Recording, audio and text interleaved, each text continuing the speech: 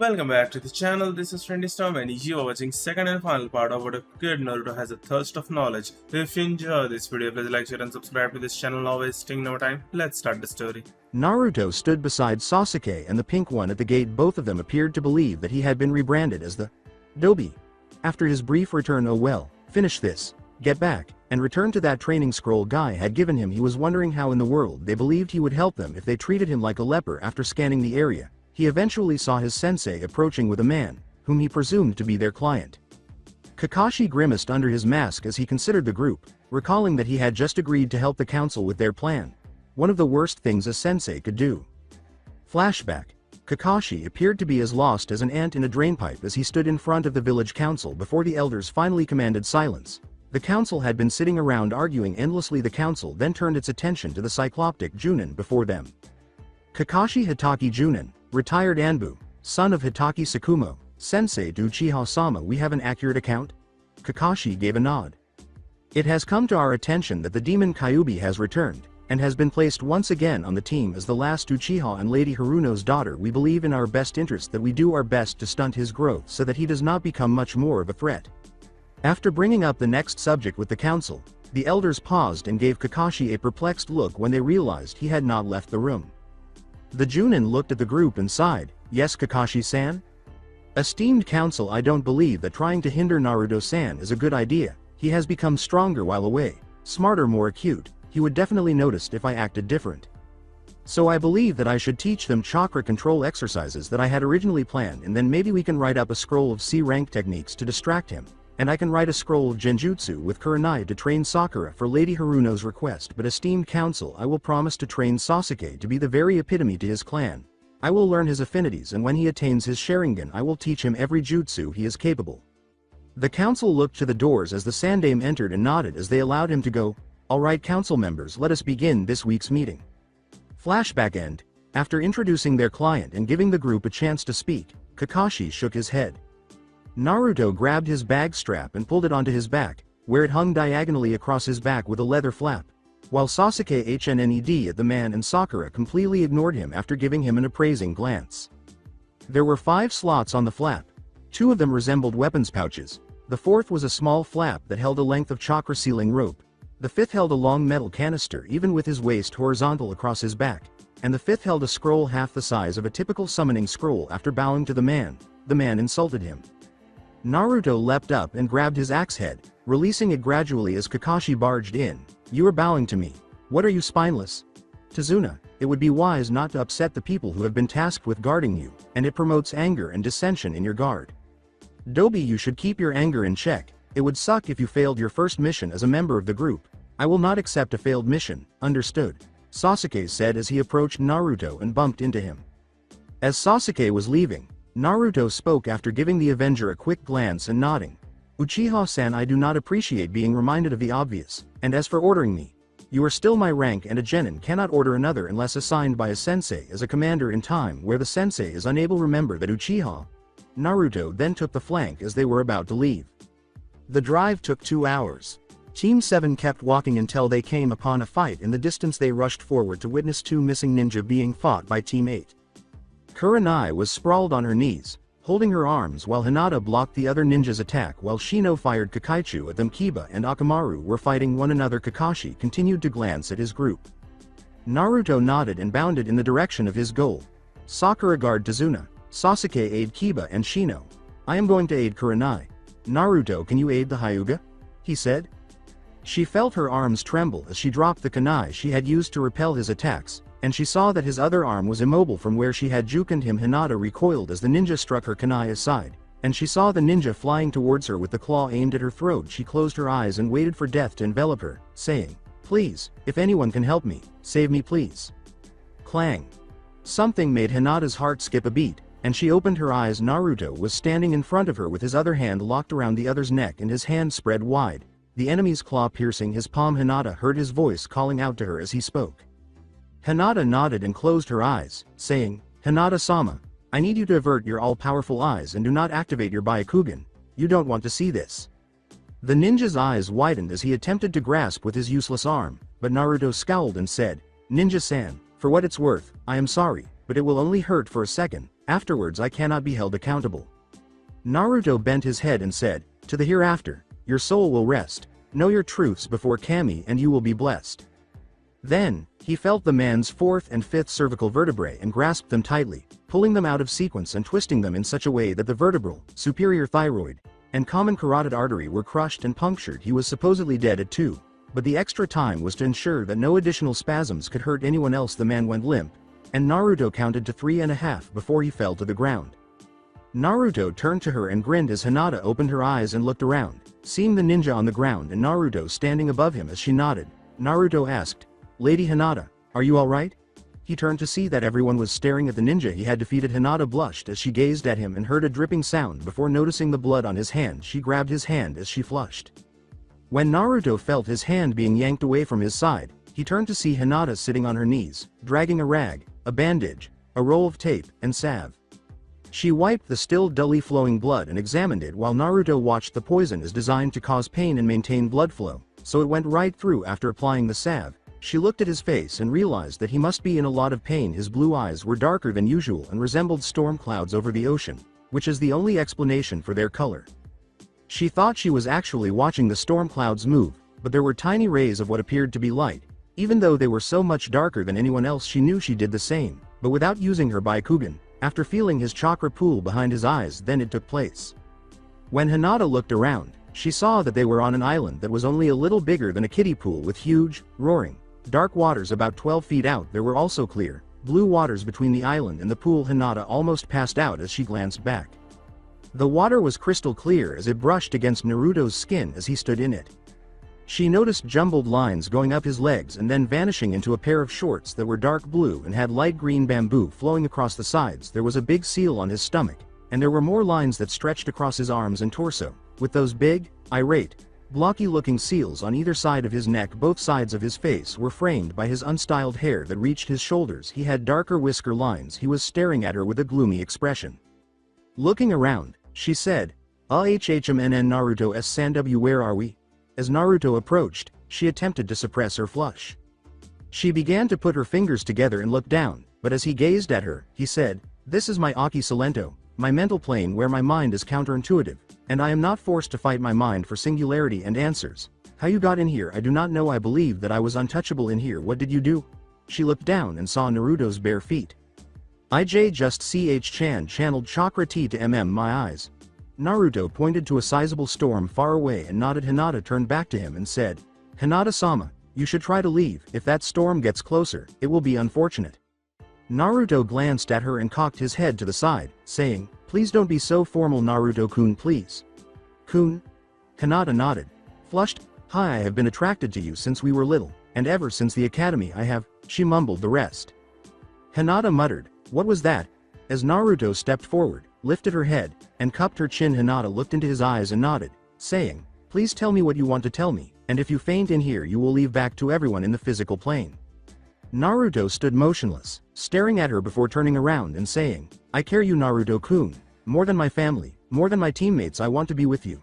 As he spoke to the ocean, Hinata turned to face him. "Care is a rare thing to me, Hinata-san. I thought the Sandame cared for me and Iruka, but they turned away from me. I thought those feelings would evade me, until I met the man I see as my father, in the prison. My ninja training was not capable of preparing me for the prison. There were people at death's door, people who killed each other for nothing but the basics in life. My father's name was Kilvin Satori. He was employed in the samurai forces with his brother and his father in the Land of Iron. He was expelled from the forces to be an assassin for the different daimyos till Fire Country caught him. He killed his brother and his father and put him life in prison. He passed away a month before my release, and taught me how to protect the needy and kill quietly with good reasons. After he died, he left me a letter that explained to me how to create this place. It was originally made so that assassins could be unaffected by their killing. I took it in a way available only to those who can circulate chakra through their frontal lobes, so only those who have chakra pathways, and can utilize it, so ninjas." Hinata glanced around, trying to understand how someone could make the most of something like this. She heard lightning and shook her head. She saw flashes from the storm and a huge blast. Naruto turned to face her as she looked. A little lightheaded from what he had said, Hinata nodded before disappearing in a flash of bright blue. "I will do this mission and then have an answer. Will you wait for me, my princess of the Hyuga clan?" he asked. When Hinata opened her eyes, She saw that Naruto had assisted her in standing up after she had completed her medical on his hand. Shino was examining the now dead ninja. When they turned around, he said, turning back to the group. The group nodded as they collected their supplies and left, Kurenai's team taking the unconscious ninja with them. He is dead. Arteries are pierced and his vertebrae ripped from their placement. It was clean, but my father has taught me that it is one of the most painful ways to die. At the edge of the Land of Waves entrance, disregarding his teammates, Naruto marched through the woods, contemplating what Hinata had been telling him in the Aki Salento he would be prepared for upon his return. How would he appropriately convey to Hinata his inquisitive personality and his uncertainty about her emotions? He recalled his father telling him once during his training that it would be hard, but she said she loved him and that he would have to try to understand how to move forward in the path he had chosen. Your life will be more difficult than most Naruto's, but it will only be worthwhile if you have someone who is willing to support you along the way. If you ever come across that woman, make sure to give her a chance. As Naruto watched Sasuke toss a shuriken into a bush, he nodded to himself. He tensed instantly as a terrified rabbit leapt and flew. Something was wrong because hares were never that close to humans in general. A second later, he heard Kakashi shout, "Get down!" Sakura tackled Tazuna, and Sasuke jumped away as he parried a weapon that sent him flying backwards from the group. Kakashi leapt to his feet and pulled out his axe. When Naruto noticed that the man's axe was unharmed by the maneuver, he gave him a fierce look. A man was standing next to a huge broadsword with a single edge. He was already 6 feet tall, and his dark, spiked hair added a few inches. Bandages covered his entire face. From nose to mouth, his dark Kiri-style Junin pants were covered by mimetic arm and leg warmers, which accentuated his muscular chest. He gave the group a scowl before turning to Kakashi. Kakashi of the Sharingan, the Uchiha survivor and the council member's daughter. I don't have any intelligence on the blonde with the war axe, though he must be your substitute. I know that all of you have been talked about through the missing ninja underground. The masterful Itachi, Uchiha's younger brother. Then there is the ninja of 1,000 jutsus, the son of the White Fang. Kakashi of the Sharingan. I guess I should allow the other two to speak, but they will die quickly anyway. Anyway, let's make this simple. Give me the old man, and I will only kill the two without a reputation. Naruto watched as Sasuke glared heatedly at the man as he ripped his weapon from the ground and shot towards the group. Zabuza Momochi, one of the 7 swordsmen of the mist, and the supposed demon of the mist, team on your guard. Mizu Bushin created a water dragon, which Kakashi had to avoid as he swerved to the side. 2 more Mizu Bushin then charged forward to fight Kakashi, 1 for Sasuke and 2 for Sakura, Tazuna and our blonde. While the other jumped at Sakura, who substituted a log, and Naruto threw Tazuna over his arm while blocking the clone with his axe. Sasuke lunged forward and launched a barrage of fireballs at the clone, almost feeling nothing from the clone's blow. He raised an eyebrow after kicking the sword away. He charged the real Zabuza, who appeared to be accumulating chakra, and shoulder tackled through the clone, scattering him to nothing. When Kakashi lifted his headband and attacked a clone, it replaced him, and he thought, damn you Zabuza. How are you making all these clones? After being kicked into the water, he was imprisoned in a water prison in an instant. Another pair of clones attacked Naruto, who jumped back and spun using hand signals. This prompted 2 shadow clones to confront the Zabuza clones, who swiftly vanquished them, and Naruto made more hand signals. Something made his face light up when he called out, Sendo Aim no Jutsu.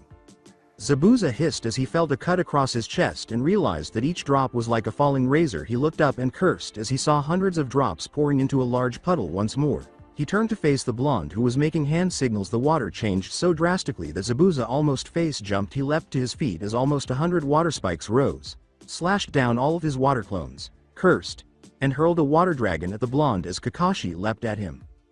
As the dragon charged at him, Naruto swore and prepared his axe. After avoiding it, he witnessed a second dragon emerge from behind the first, its teeth covered in ice. When Naruto noticed this, he instantly went on the defensive, but the dragon that was running beneath him twisted and slammed into his back, sending him flying into the dragon with the dragon's teeth made of sharpened ice.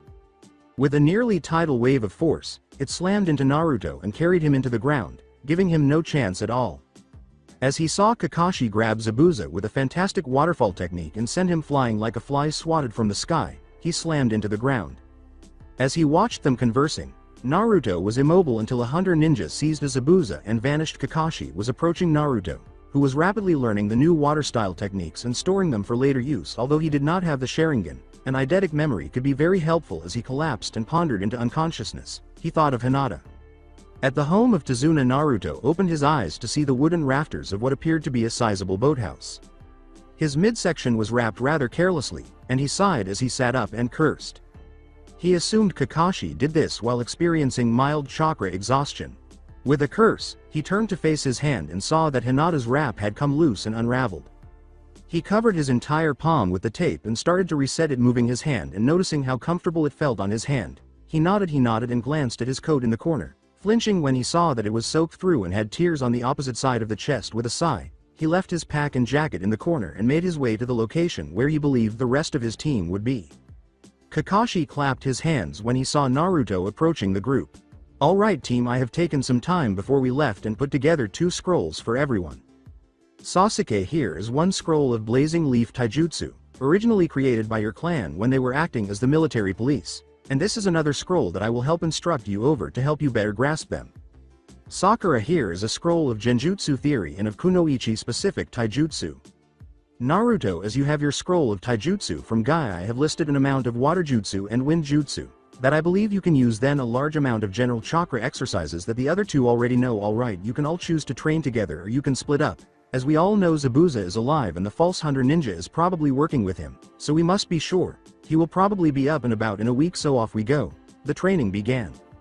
In front of a tree, Naruto pondered how in the world he was going to accomplish this. He frowned at the tree, giving the impression that it had stolen from him. Turning back to the scroll, he read, "Tree walking is a genin level chakra exercise that requires very little understanding. It bases chakra off the bottom of the feet to adhere to trees and scale upwards." He looked at the tree and pooled his chakra, which caused him to fly backwards into another tree. He then flipped, pushed off it, and anchored himself to another overhead branch. He glanced around. It was silent once more, and he could feel no one. It was as good a time as any. After looking around and pulling a shaving razor from his pocket, he rolled up the sleeve of his shirt and carved Chakra Control Level 2-1 into his forearm. What is the next step to advance that level? What is my next course of action? Father, what do I do?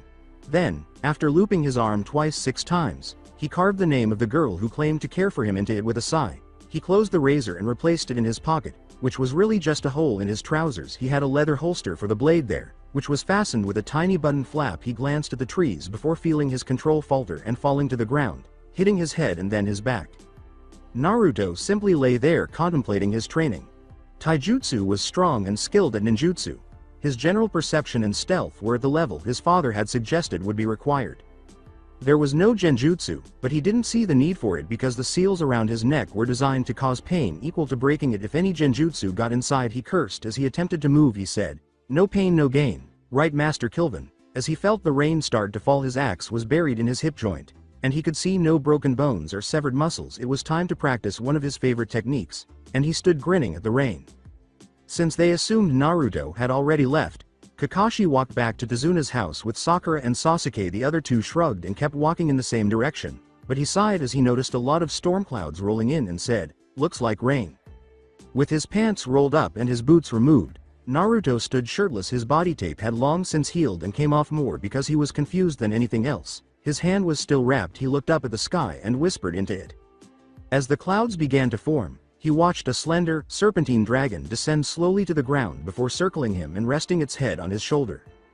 His chakra coils were not prepared for the storm techniques. He still needed to practice a lot more control before he could use them effectively again. He grinned as he gestured, and the storm dragon descended back upwards and scattered into the clouds. Only when it was gone did Naruto drop to his knees and hurl blood onto the ground. His vision started to swim as he swore and accepted his suffering. He joined his hands to form cage bushins, and 6 of them materialized all around him in varying states of preparedness. After giving them a nod, he pulled out his axe. The rain was coming down hard when they charged. The first swung forward overhead, and Naruto locked and spun his arm, breaking the elbow and twisting it before his axe tore the head off the clone. He twisted as one stabbed him with their knife, then snatched it from the clone's grasp and threw it at another, who used their axe to bat it away. After giving the clone a punch to the Adam's apple, he spun around behind him, grabbing its arm and hurling him to the ground before stomping on its neck and dislocating its shoulder. The next 2 approached from the side and used their daggers to stab him through. When they noticed their initial bleeding from their blow, both clones retreated a step. His clones came to his aid and held him up as he fell to his knees. Naruto stood tall and nodded, asking, "Sama, are you okay?" They all watched as his wounds gradually healed. Tossing his weapons to his shirt, Naruto shook his head and was once more prepared to go create 10 more clones. The clones dropped their axes and pulled out their daggers with a nod. Naruto lowered his hands to waist height, palms down, and fled his thoughts to his Aki Salento. Then they began anew. Once more, he was struck by two daggers. He whirled between them and his hands shot upward, dispersing them both by forcing their nasal cartilages into their cranial cavities. Another made a cross-bridging lunge forward. Naruto slapped the hand away and smacked the blade away, sending the clone flying back with three fast-paced locking blows to the midsection and a palm to the chest. The rising arc toss of a moon scattered another clone that had come forward. Then he was covered in three. He quickly spread them out by using one of their knees as a lift and kicking the others out. When the final 7 arrived all at once, Naruto leapt to the center of them and gave them all sweep kicks, only to watch them orient themselves as daggers fell upon them after jumping up without avoiding any of the daggers, 2 of which pierced his chest. He saw a flash of light and spun into a handstand. He then helicopter kicked 5 of them out of existence, grabbed the final 2 by the ankles, and flipped, stomping the ground on each one's throat until it dispelled. He didn't have time to be weak. He knew he had the strength, but after all this time, he had to get used to using his chakra. Naruto fell to the ground, his clones stronger than he was, their blows leaving bruises, cuts, and stabs leaving their imprints. With a sigh, he put on his turtleneck and proceeded to a tree, where he summoned a rainjutsu and performed hand seals. Once more he looked to the south to cool himself. Considering Hinata's possible location, he nodded and gestured once more, causing shadow clones to reappear. With a nod, he jumped back into taijutsu training. The following day in the clearing, Naruto stood with 2 heavy iron weights on his wrist and ankles and his entire body balanced on his thumbs. He was balancing 2 logs on his feet. He was attempting a new chakra exercise, the same move that was the third of 4 chakra control techniques that Kakashi had taught him. Chakra control at 6-9. What's the next step? Feeling his midsection curl and burn in agony, Naruto lowered himself and then pressed himself off the ground, huffing. 362, Naruto said, pushing him up once more. 363.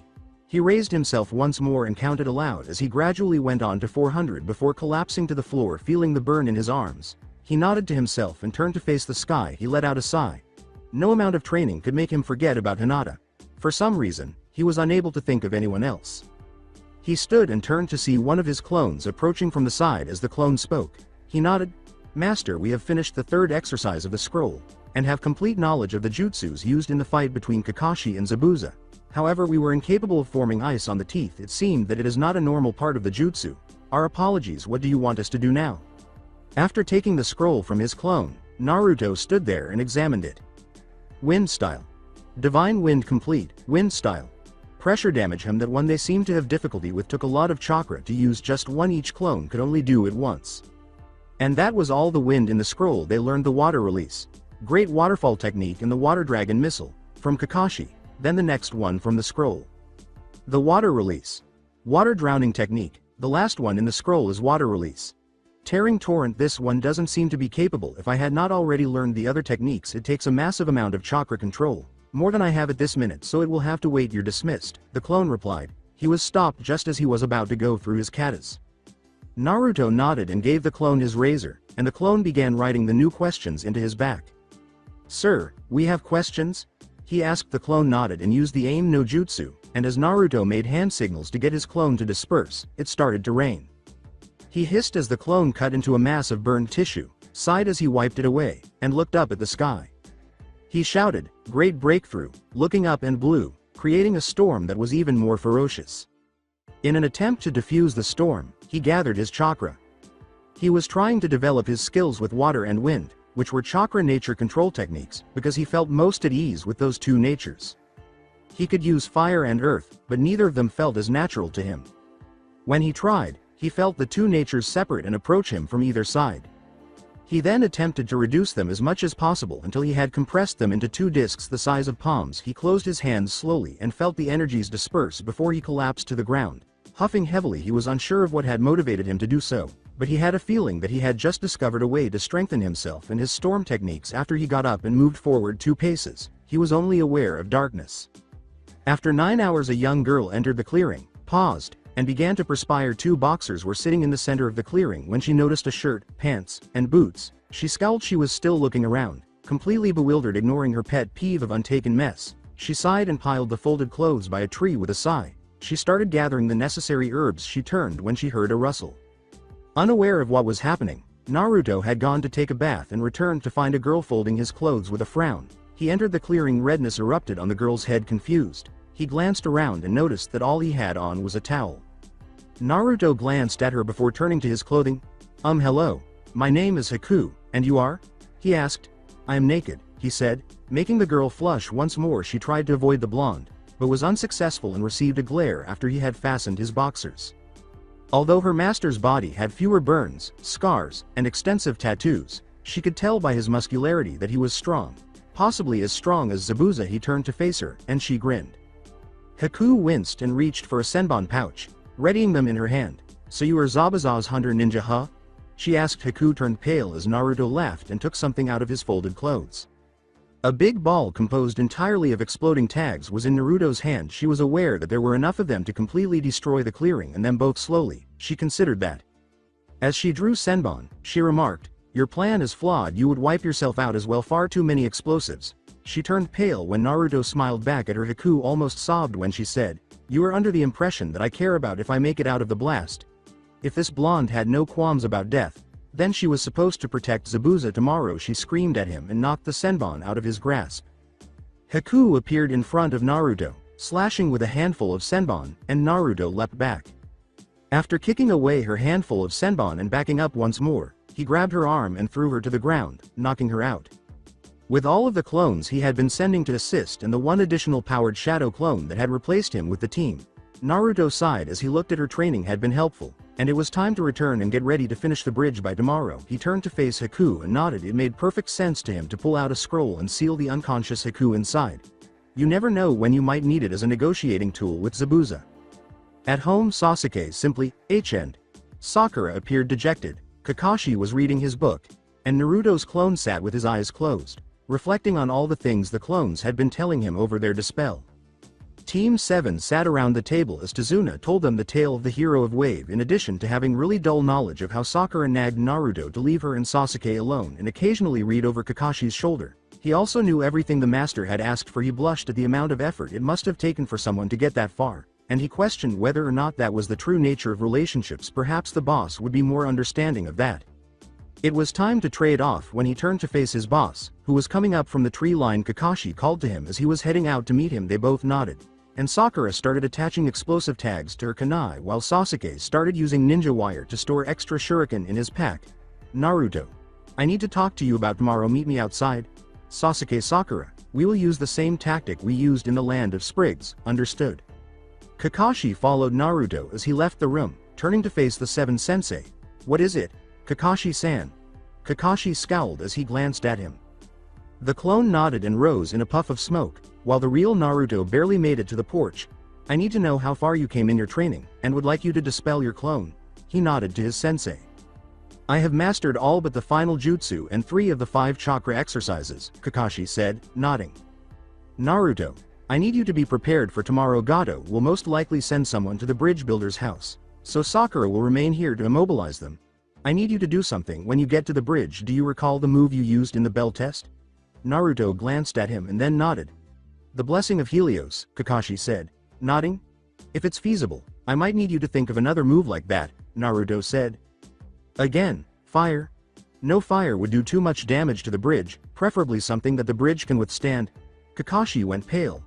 I will come up with something, to spare the bridge as much as possible. Kakashi nodded, then stopped. Naruto sighed as he looked at the bridge's silhouette. He felt a sinking sensation. Naruto knew something about the impending fight that would completely alter it. He turned to face the blonde sitting on the ground with his hands in the dragon seal and his legs crossed, trying to come up with a new strategy. He would be prepared and the fight would be brief. How did this happen to me? I just wanted to read my book and do simple missions. Why me?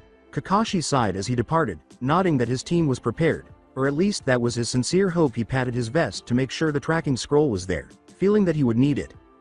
At dawn the following day, well, Dobi, are all of your preparations ready?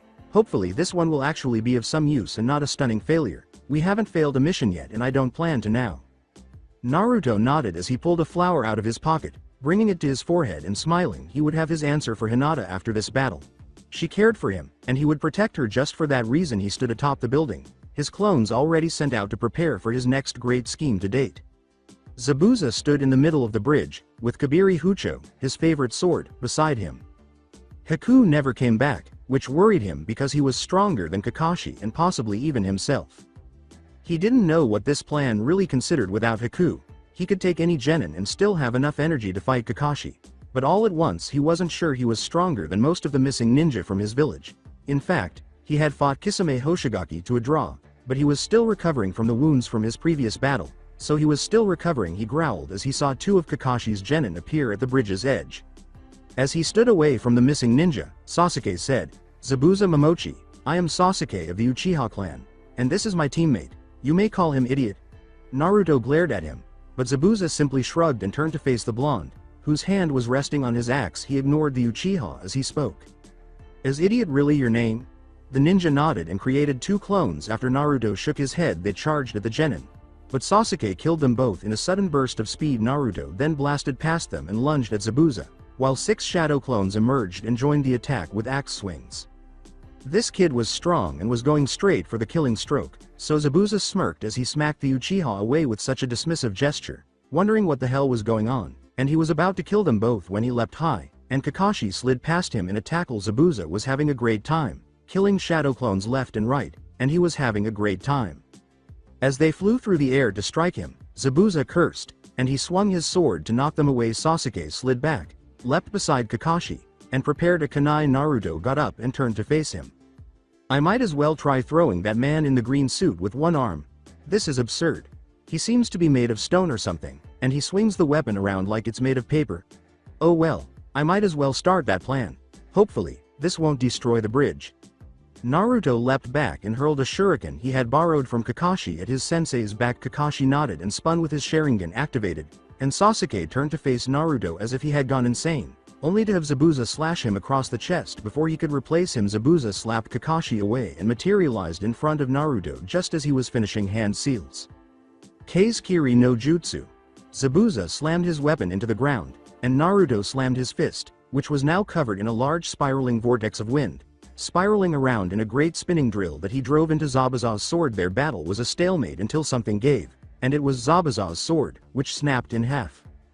When Zabuza saw that Naruto, whose training was the lowest, had broken the sword of one of the 7 ninja swordsmen of the mist, he glared at him, took a step back, and raised his hands, causing the ninja to stare at him. Bewildered Kakashi and Sasuke also stopped in shock.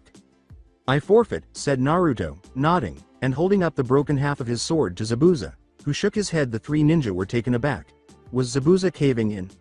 Kakashi and Sasuke approached, and they gazed at the weapon in disbelief.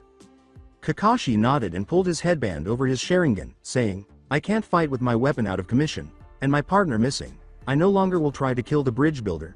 Naruto examined the blade, then shrugged and removed the scroll he had sealed Haku, and he then glanced at the fragment of the weapon Zabuza was carrying and spoke. Zabuza simply shrugged and placed the broken hilt on his back when he asked, "What will you do with your sword?" Naruto nodded and slid his thumb across the seal, causing Haku's unconscious body to materialize in front of them.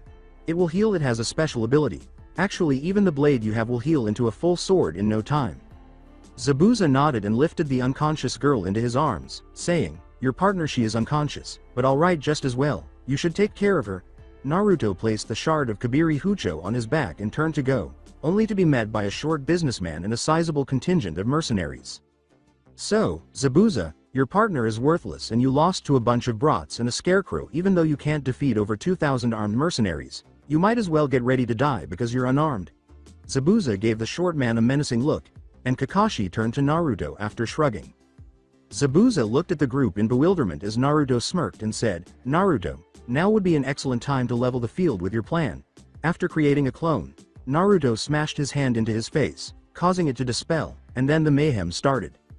Once the clone has spread, after surveying the area and nodding to their peers, Naruto's clones all created hand seals. As the rain started to fall, 2 of the 50 clones dispersed, while 12 more created the signs and used the divine wind jutsu. Tornadoes then erupted, creating a ring of hurricanes around the bridge, while the remaining clones leapt up the pillars and over the bridge. "What is that blonde's story?" Zabuza asked Kakashi, looking around in horror, shock, and surprisingly a little respect as he watched the hurricanes and Naruto's clones appear high into the air. He was shocked to see 2 of them make the seals and cast an incredibly large great waterfall technique onto the bridge, drowning over a third of the force.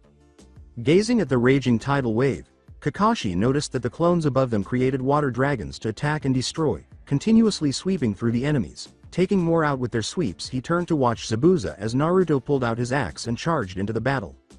Naruto is a Jinchuriki, and a village pariah. Naruto dodged as his clones sent 3 wind dragon missiles through them, dismembering them by the ridiculous wind pressure and knocking some towards him that he cut into pieces.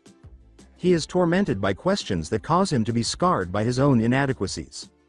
Naruto grabbed another mercenary and threw him into the other. He turned and bent backwards, dodging his clones' firing water release water drowning technique, clearing up another 12 mercenaries. He has been beaten, abused, nearly murdered, and imprisoned in one of the world's most dangerous prisons, and still he fights to answer his questions. Naruto shot forward and knocked a large mercenary to the ground, and as he crouched on his chest fired a wind dragon missile into the larger collection of the assailants. Naruto nodded and launched himself into the air with the help of 2 shadow clones. In the air he took a quick count and only about 200 people left. He yelled as he and his clones acted together. Naruto's clones utilized overpowered futon Daitapa to make the hurricanes surrounding the bridge make a small gap between 2 monster furious hurricanes of water, and Naruto got on one knee and made hand signs. This would be his last jutsu, then it would be all taijutsu and weapon fighting. When Naruto called out in his normal tone of voice the name of his next great battlefield jutsu combination, his clones formed a wall and lined up against the gap in front of him, pooling chakra for their master before scattering. Sweden. Passage of Poseidon's Wrath. Naruto then threw out all of his stored chakra and conjured a tremendous amount of wind and water power into a wave of looming doom for the mercenaries. The wave split in 2, creating 2 enormous water dragons with wind spiraling around their bodies. One of them swept down the gap and eventually turned left, wiping out half of the force, while the other followed, turning right and wiping out the other half. Naruto stood behind the ninja. He is like a Haku who has no bloodline, but enough energy to compensate and make the entire ocean his tool for battle. If he grew any more powerful, he could take the title of Kage anywhere. If we were to become allies with the blonde, we would never be under threat of any ninja village, and if I could teach him the sword, he could take that piece of Kabiri Hucho further than any of the 7 swordsmen ever could. Zabuza gazed at the blonde with deep respect, having rarely seen someone with such raw amounts of chakra and such a thorough understanding of wind and water style jutsu. Haku awoke in his arms as she watched the blonde's power. He has almost surpassed his father, or perhaps he has already done so. In a few years he will be unbeatable. Powerful ninjutsu, incredible taijutsu, unsurpassable detection and stealth, and no qualms of killing. Kakashi gazed at the blonde in awe. If I had to label him as something, I would have to go with Enbu. God knows in a few years he would be godlike. How does the Dobi have so much power and so much jutsu? Sasuke watched in rage. If I had that power, I could kill Itachi, rebirth my clan, and take Hokage position, but it wouldn't let me copy them because the clones were out of range and my Sharingan couldn't see him from the front to see hand seals.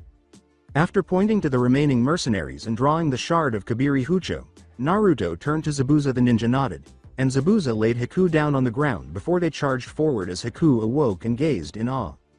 She had just woken up and watched as Naruto attacked and maimed the remaining enemies with the shard of Zabuza's sword, which was dyed in blood and began to grow. Zabuza followed suit, and soon he was holding a full-size Kabiri Hucho. Kakashi killed them all until his kunai broke from the strain, and Sasuke was beating them off with shuriken and taijutsu.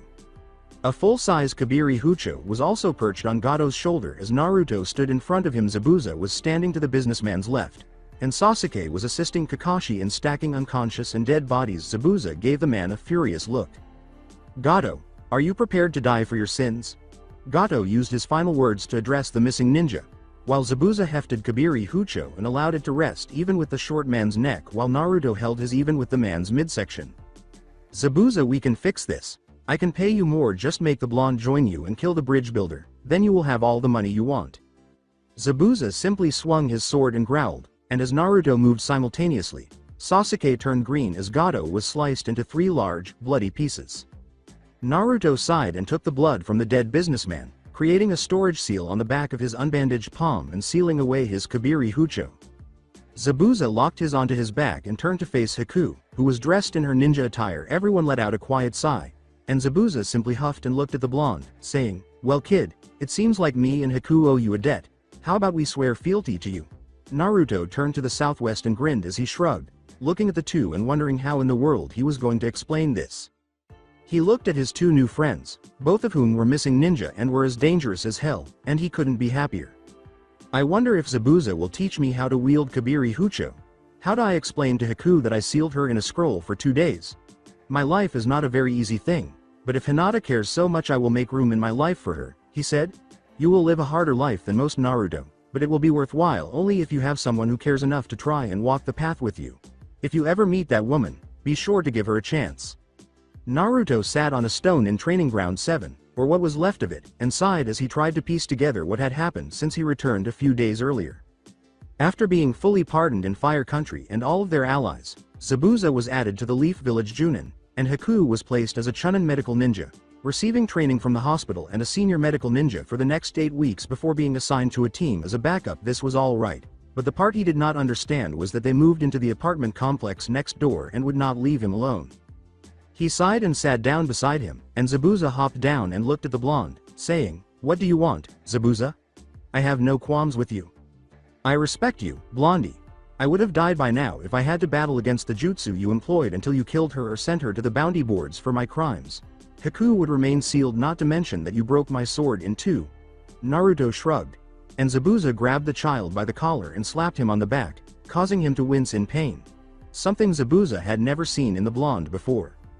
When Naruto shook his head, the man slammed him into the ground, causing him to spit out a little blood. Naruto knocked his hand away, only to see one of Zabuza's kiri kunai slash his turtleneck in half, causing him to fall to the ground in shock. Zabuza snarled, "You are injured, you should receive medical attention." So that is what Kakashi meant by tormented by questions, he said, because the boy is hurt and beaten by his own state of mind. The only thing he can do is grow strong enough that he can get that answer he wants so badly. Alright, Gaki, get ready to have your ass handed to you in the form of ninja swordsman training. The blonde was rattled in brandings and scars, with a seal on his stomach that was likely for the tailed beast. He may be strong, his body strengthened by ninja training, but he has not had the training I have had. Training in protecting myself from the entire world at my throat. I will show him I am not the one to be smacked aside. Zabuza roared as Naruto swiped his palm across and blocked with Kabiri Hucho. He swung and knocked Zabuza back. Naruto growled and attacked with ferocity, and Zabuza grinned as he saw the blonde attacking him with his weapon's brother. He was in a slump when he arrived, but if the boy was like him, having someone try to take it from his shoulders would be the best way to clear his head. He laughed. Come on Blondie, prepare for a beating.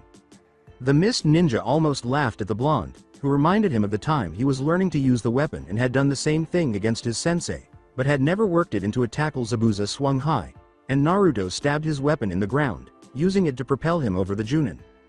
Zabuza took 2 steps back after Naruto knocked him away from their swords, grabbed the man's shoulders, and slammed a knee into his face. The blonde then grabbed his leg and locked it behind the Junin's back, and Zabuza smirked and kicked him away, causing him to slam into a tree and create a trench in the fine ash. Zabuza then snarled and tore his weapon from the ground, attacking the recuperating blonde.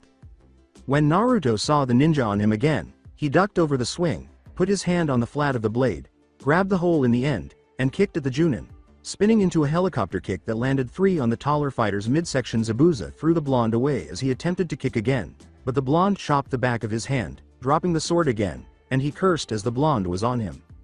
On his way to the training ground, Kakashi noticed Naruto and Zabuza sparring. Again, why does Zabuza think it is his job to attack and keep the blonde from trying to find more answers and questions? Oh well, might as well leave them alone. He shrugged and left a note pinned to a tree on the training ground's exit, telling the blonde that he was to report to a team meeting tomorrow. He was confident the blonde would figure it out when he left the area, though, as long as neither of them attempted to kill the other. Zabuza had the speed, but in close quarters, Naruto's intense physical training was winning out. Naruto sat huffing, trying to figure out how the hell he was supposed to keep up with him. He was certain that his training was working, and his memory was logging all the maneuvers that Zabuza used against him in his memory. He growled as he blocked with his sword against Zabuza's, and they were at a standstill once more. Zabuza was having a great time. He slapped the blonde away and blocked his counterslash, and Naruto stabbed his in the ground once more, jumped on the hilt, and used his axe to stop the Junin's swing. Zabuza grinned and put the weapon back on his back before leaving, while Naruto stared at him, bewildered. As he left, he stopped by a tree and took a kunai taped to a note from it, then threw it at the blonde, shouting at him to warn him, "Well brat, I am hungry and Haku wanted to meet me for lunch, so later brat." "Hey, brat." Naruto turned, but he was unprepared, and the kunai stabbed him in the arm. He pulled it off, blood streaming from the weapon, and waved it to Zabuza, who nodded and walked away. Naruto took a wrap from his pack, bandaged his arm, threw away his ruined shirt, put on his jacket, and went to eat shiraku. Damn it, he was hungry too. At the Hokage Tower in the village, Kiba was thinking about the new family jutsu he was supposed to learn. Kurenai was organizing her date with Asuma and Shino. And Shino was Shino Team 8 stood at the mission office, having just returned from the C rank they had completed, clearing out a mass of rogues, and they had beaten them all without any trouble, but that wasn't what they were really thinking about. Hinata shook her head and looked to the door, wondering when they would be dismissed. The Hokage finally said they were done, and Kurenai spoke. Hinata was thinking about her partial confession to Naruto, and when she would be able to talk to him and try again to tell him the truth. She had been belittled for everything she had not told him, and she was determined to be completely truthful the next time. Her team nodded and turned to leave after she said, "Team, meet me tomorrow at noon. I will have something for you." A few minutes later, they were outside the tower, where Kiba waved goodbye and fled with a Kamu. Hinata turned to go, but the dark-haired girl was shocked when Shino followed her. Shino looked at her and shrugged, saying, "I think I can help you. Hinata-san, I will make sure that you and Naruto-san are uninterrupted during your talk." Hinata's eyes widened and her face flushed. "Thank you, Shino-kun," he grinned, and they headed in the direction that Shino's insects had told him Naruto was. Shortly after, they discovered him sitting in a park close to the village's east wall, staring up at the sky from a bench, his regular jacket slung across the back of the bench, and his turtleneck pulled down, revealing his pale throat to the world, with the seals on full display. Unconcerned and unafraid of everyone around him, Hinata glanced at him and turned to go, but she saw Shino. "What should I do?" "Hinata, I do not pretend to have knowledge of these kinds of situations, but I believe the truth is always the best option." Shino sighed as he turned back to face the blonde, who had his hands behind his head. Hinata responded with a nod. She turned back to face him as he nodded and paused, saying, "Thank you, Shino-kun. I will do my best." He reached into his coat and took out a sign on a post and a beehive, asking, "Ho, how are you going to give me tea time?" Hinata perspired. "He always has those with him?" Hinata nodded as she cautiously and slowly stalked. "I mean, deliberately." The blonde as he buried the sign. Shino simply glanced, lifted a beekeeper's mask, and kicked the hive. "Big motherfucking bees. Please stay away until the area is cleared by Aburame." As Hinata approached the bench, she glanced back at Naruto and noticed how raw and irate his neck appeared when she gave him a shoulder tap. Naruto spun around, perplexed. Hinata appeared to be on the verge of fainting from the blood loss as she stood there with a sideways head tilt. Naruto stepped forward. She nodded and collapsed onto the bench beside Naruto, saying, "Please sit, Hinata-sama." After giving her a quick glance, he raised his jacket and positioned it behind her head to provide a cushion between her head and the bench. Touched by his concern for her, she blushed deeply as she looked at him. He nodded, turned to face her, and pulled his shirt collar back up. "I am so sorry, but you said you needed to speak to me when you got back." He nodded and started talking, and she gave him a look. Hinata glanced at him and pressed her index fingers together, saying, "You told me when we came across those missing ninja and you appeared in Aki Salento, and I have my answer." When Naruto saw this, he grinned slightly. "Why does she do that? I wonder what it's for, but it's kind of cute. I will allow you to care for me. In return, I will care for you in the way that I know best. I will be your sword and spear and your armor. Hinata of the Hyuga clan, I will be your guardian. Till my dying breath. I just hope that this will repay the small amount in what you say you care for me." Hinata glanced at him as he was on one knee and bowing his head. He appeared to be a retainer willing to risk his life for her. "No, I didn't mean to imply that I don't want a servant. Rather, I meant to tell him that I love him." Hinata gave him a look and shook her head, saying, "I want Naruto-kun." Naruto looked at her while still kneeling on the ground. "And Naruto-kun. That's not what I meant. I meant F for YUT, to be my F friend. And know something more? Something more? By that, what does she mean? Why does she ask me questions all the time?" Hinata saw Naruto's muscles tense as he lowered his head, nodded, and turned to face her while standing. Hinata blushed deeply as he said, "No, don't faint, don't faint. This is what you have been trying to do. I will allow you to be my friend, and I will protect you either way because my friends are precious to me, and there is something about you. Tell him now, you are so close." Hinata got up and turned to face the blonde sitting on the bench. Naruto looked at her and nodded, thinking of a way to respond to his questions and possibly guiding her to her point. "Naruto-kun, you are precious to me as well, more than a friend." He stood up quickly, looked down at her, and raised his hand in front of him. Shocking Hinata, she noticed that he was still wearing the bandage she had applied to his hand. His face approached hers, and she flushed. Hinata looked at him as he kissed her cheek. "Hinata, I am your friend already, and I will be there for you as long as I live. Even as your friend, I will protect you, because you care for me." And Hinata, he said, "I care for you too." As he put on his coat, Hinata stared at him, unable to believe it. She nodded as he left the park at a trot, just now noticing the sun was lowering the sky. "I will see you later, Hinata. Chan, it has gotten late as we talked. I am guessing we also used up all the time that Shino could possibly buy us. Thank him for me." As she approached the approaching Shino, a thought suddenly came to her. He called me Hinata-chan. As she collapsed to the ground, blissfully unconscious, she grinned. How was she going to have a family with the blonde, if she could remain in his presence without passing out? Shino approached her and nodded to himself, shoving the unconscious Hinata over his shoulder and heading out to take her home. Shino simply shrugged and said, "Why'd I hear wedding bells? Creepy." He cursed their new blonde friend. In the following weeks, at Training Ground 9, Naruto was standing in a clearing wearing shorts that just reached his knees and ninja shorts with red and orange stripes down the sides. He wore his belt and sash around his waist, and he had a burnished metal and leather choker around his neck that he had received from Hinata-chan.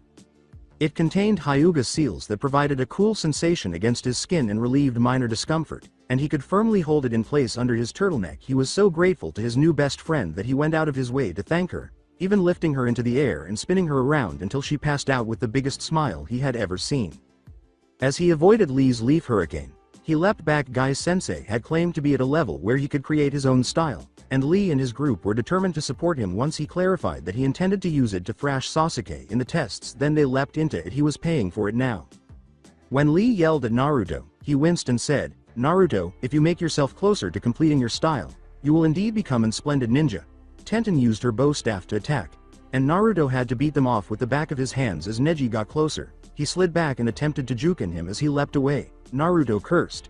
He had to keep them away from him in this situation, and he was not going to defeat Bojutsu and the soft, powerful fist taijutsu simultaneously. With his palms spread wide across the floor, Naruto yelled as he faced off against Tenten. First, the back of Tenten's neck was then forced into the curve of Naruto's sweeping left foot after his right foot slammed into her chest in Aki Baraga. Tenten's head slammed into the ground as she was lifted bodily from it, and she had no idea what was going on then. Naruto managed to right himself from the force by catching Lee's kick in the stomach. Then Lee's taijutsu attacked him once more. Naruto leapt back to avoid the kick to his knees and the second to his stomach, Leaf Splendid Hurricane. But he was unable to avoid the third to his head or the two punches to his stomach. Lee's next kickoff course was moved by Naruto sliding backward. He spoke again after spinning so that his back was against Lee's after hitting Lee's kidneys with his elbow. Aki Failure. Naruto spun around and kicked him upward, then kicked him again to propel him higher. As they swiftly descended toward the ground, Naruto seized his sparring partner and whirled around. Lee flexed his muscles and relaxed his body as he slammed into the ground, bouncing ragdoll-like into the air, where Naruto appeared and shoulder tackled the taijutsu user into the ground. "No way. Naruto has branched a move off my primary lotus. This will most definitely hurt." As Neji confronted the enraged Naruto, Lee simply lay there. As soon as Neji entered his field of vision, Naruto grasped the situation and began to swing his arms slowly in circles while keeping his hands close together when Aki Hyugai Oro. Neji saw this. He became concerned right away because Naruto was a friend of his and he firmly believed that fate could be used to manipulate people. It might have worked if the blonde had created something to counter the Juken. In order to practice this style, Naruto would have Hinata attack him while he attempted to block every move listed by the Hyuga Juken. She had informed him that at this level, he might be able to stop the 8 trigrams 64 palms. He had been so ecstatic at the time that he had lifted her into the air and spun her around in circles once more in order to prove to her father that she was not worthless. He had supported her after she fainted and helped her wake up so they could continue training her in taijutsu. Neji lunged forward and hit his companion after pushing the attack away. Naruto struck Neji with a palm, breaking his sequence and sending him flying. Neji glanced at him and charged once more. Noting the blonde's chakra coils as his Byakugan flared into life, he dropped into the stance and used his 64 palms and 8 trigrams to attack. With a giddy expression on his face, Naruto launched an equally fierce attack on Neji's impending attack. When he reached 63 palms, he grabbed the Hyuga genius by the wrists and threw him into the air with an overarm throw. He blocked every poke and slammed his own palm into every palm that got close enough. Aki Leon Mainet. Naruto grabbed Neji's wrist and gave him 6 rabbit punches to the stomach while he was still unprepared. Then, as Neji was spinning downward, he stopped and slammed him into the ground with a flowing crescent palm press. BBBBBRRRRINNNNGGGGGG. Lee and Tenten appeared. and Naruto landed beside Neji. He swore and snatched up his equipment as he ran to Training Ground 5 for his upcoming team meeting. They heard a silent "thank you." As they turned to face the direction he had vanished with a sigh, they departed to obtain a mission. The blonde never slowed down, he huffed. Alongside Team 7, Sasuke was standing across from Naruto in the training area, his Sharingan spinning 2 tomos in his eyes. Naruto had endured far too much humiliation and would no longer tolerate it. He was a shinobi, a warrior, and a master of questioning. He was not a stepping stone for his team, and he was going to reveal to them all that he had been keeping hidden. Even though he could have ignored them, this was sufficient. He could tolerate being made fun of, but the Uchiha would pay because they had insulted both his friend and Hinata-chan. A flashback: after finishing his training with his teammates from Team Guy, Naruto stood in the field and started chatting with Sakura and Sasuke. "Dobi, I want you to tell me everything you have learned from that fool Guy and Team 8. I will need more techniques if we are to win the exam with no effort, so Dobi, tell me what you learned." Naruto glanced at him and walked away. The blonde was scolded by Sasuke and Sakura, who said, "I have learned basic taijutsu from Guy's team and trained with Hinata to greater set my defense for these exams. I have nothing to tell you. Learn on your own, you dirty bandit." Sasuke nodded, recalling his academy crush on Sakura and their shared belief that they would take advantage of the blonde's weakness for their teammates. "You idiot. Tell Sasuke what to expect, or I will pummel you." "I will not. Hinata's friendship is precious to me and I do not plan on disgracing her or my friends. That would be the same as rolling them over in their graves, and betraying their trust. I will not. I have honor as rare as it is amongst the ninja populace." He breathed a sigh of relief and annoyed his colleagues even more.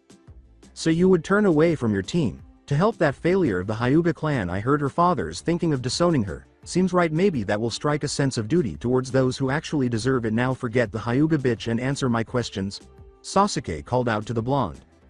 Naruto scowled at him while turning to face Sakura, who was nodding as though the Uchiha was correct in every statement. Naruto nodded as if this were his only choice, then leapt back and threw his axe with all of his might at the Uchiha's head, saying, "You dishonor my friends and my best friend in this world.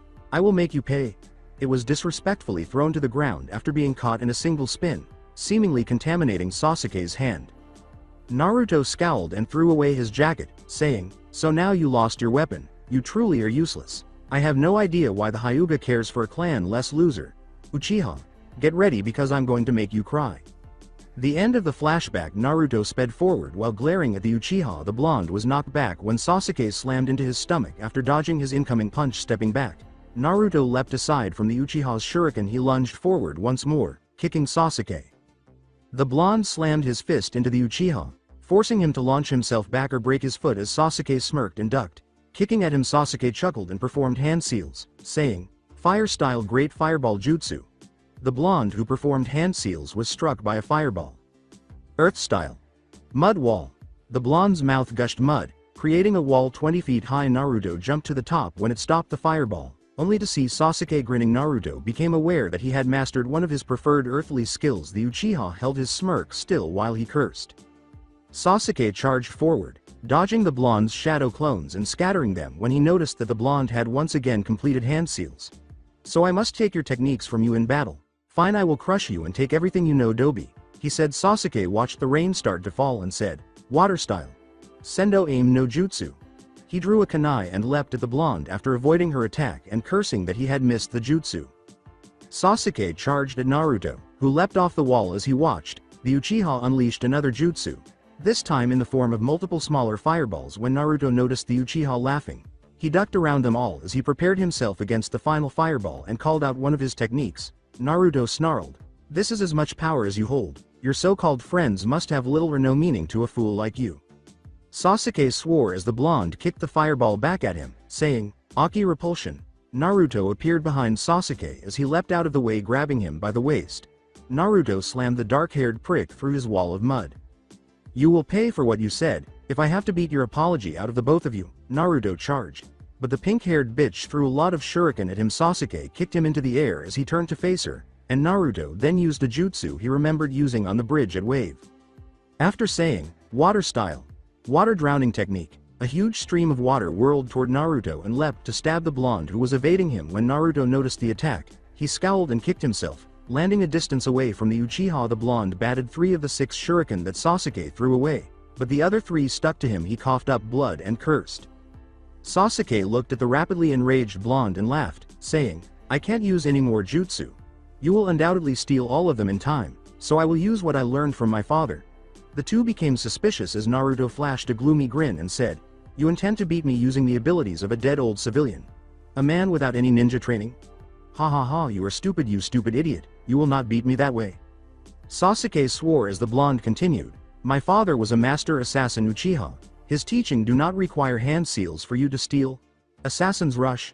Naruto came to Sasuke's side and started to drive blow after blow into the Uchiha, knocking him to the ground and hitting him while he was down. He then started kicking him like a rag doll, which made the Uchiha avoid his next kick and grab the blonde using one of his own moves. Naruto's hand thrust kicked into the genius's solar plexus, snatching him by the throat and choking him. Aki Sasuke was smacked away after drawing a kunai and stabbing the blonde in the hand. Sasuke refused to back down and proceeded to draw all of the Uchiha's breath before Sakura kicked him in the back and made him let go.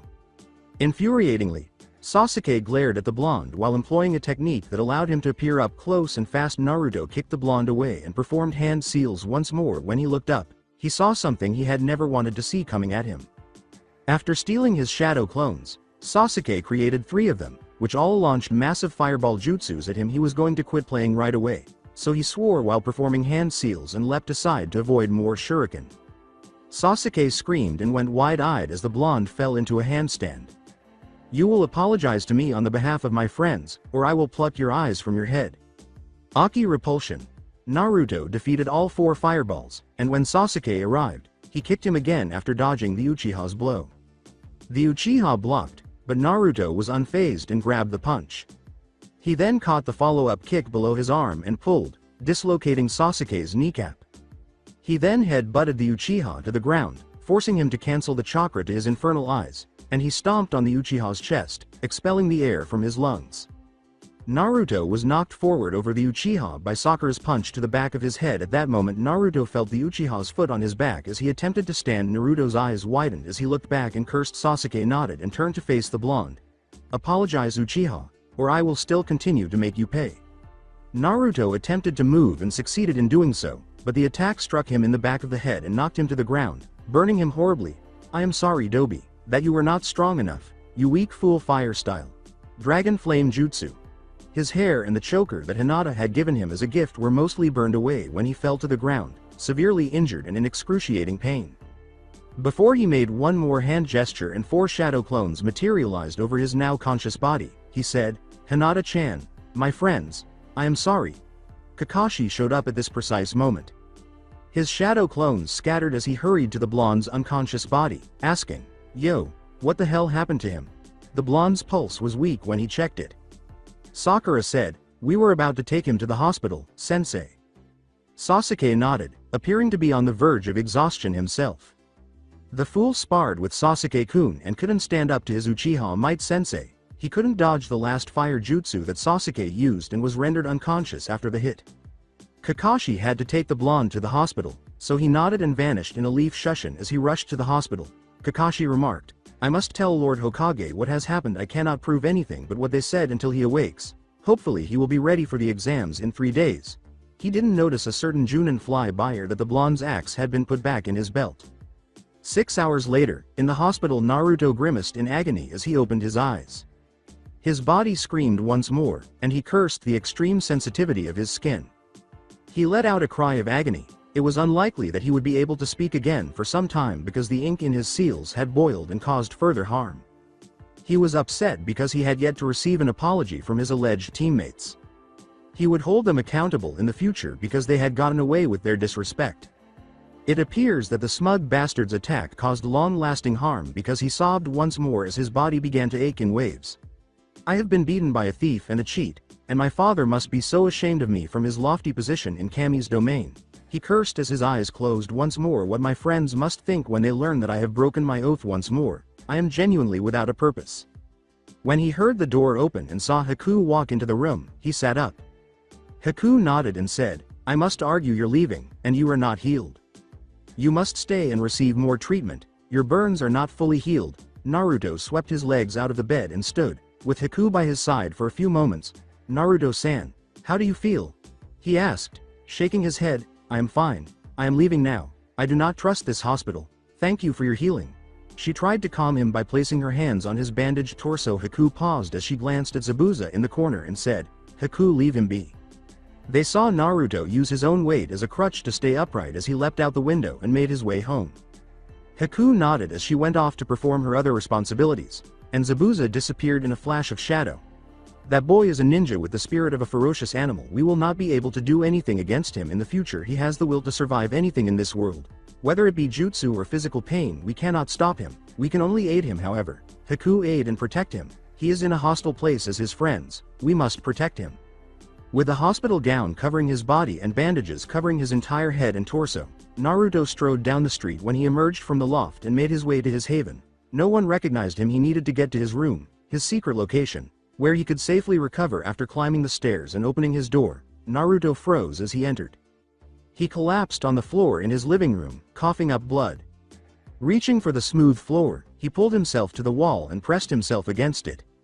He would be safe among his questions and responses here. After all, he wouldn't be safe here otherwise. There was only one place left for him, and there was no way to get there now that this was his haven. He would recover and be prepared to exact his revenge amid the downpour of his feelings. He swore it on his blood and his blades.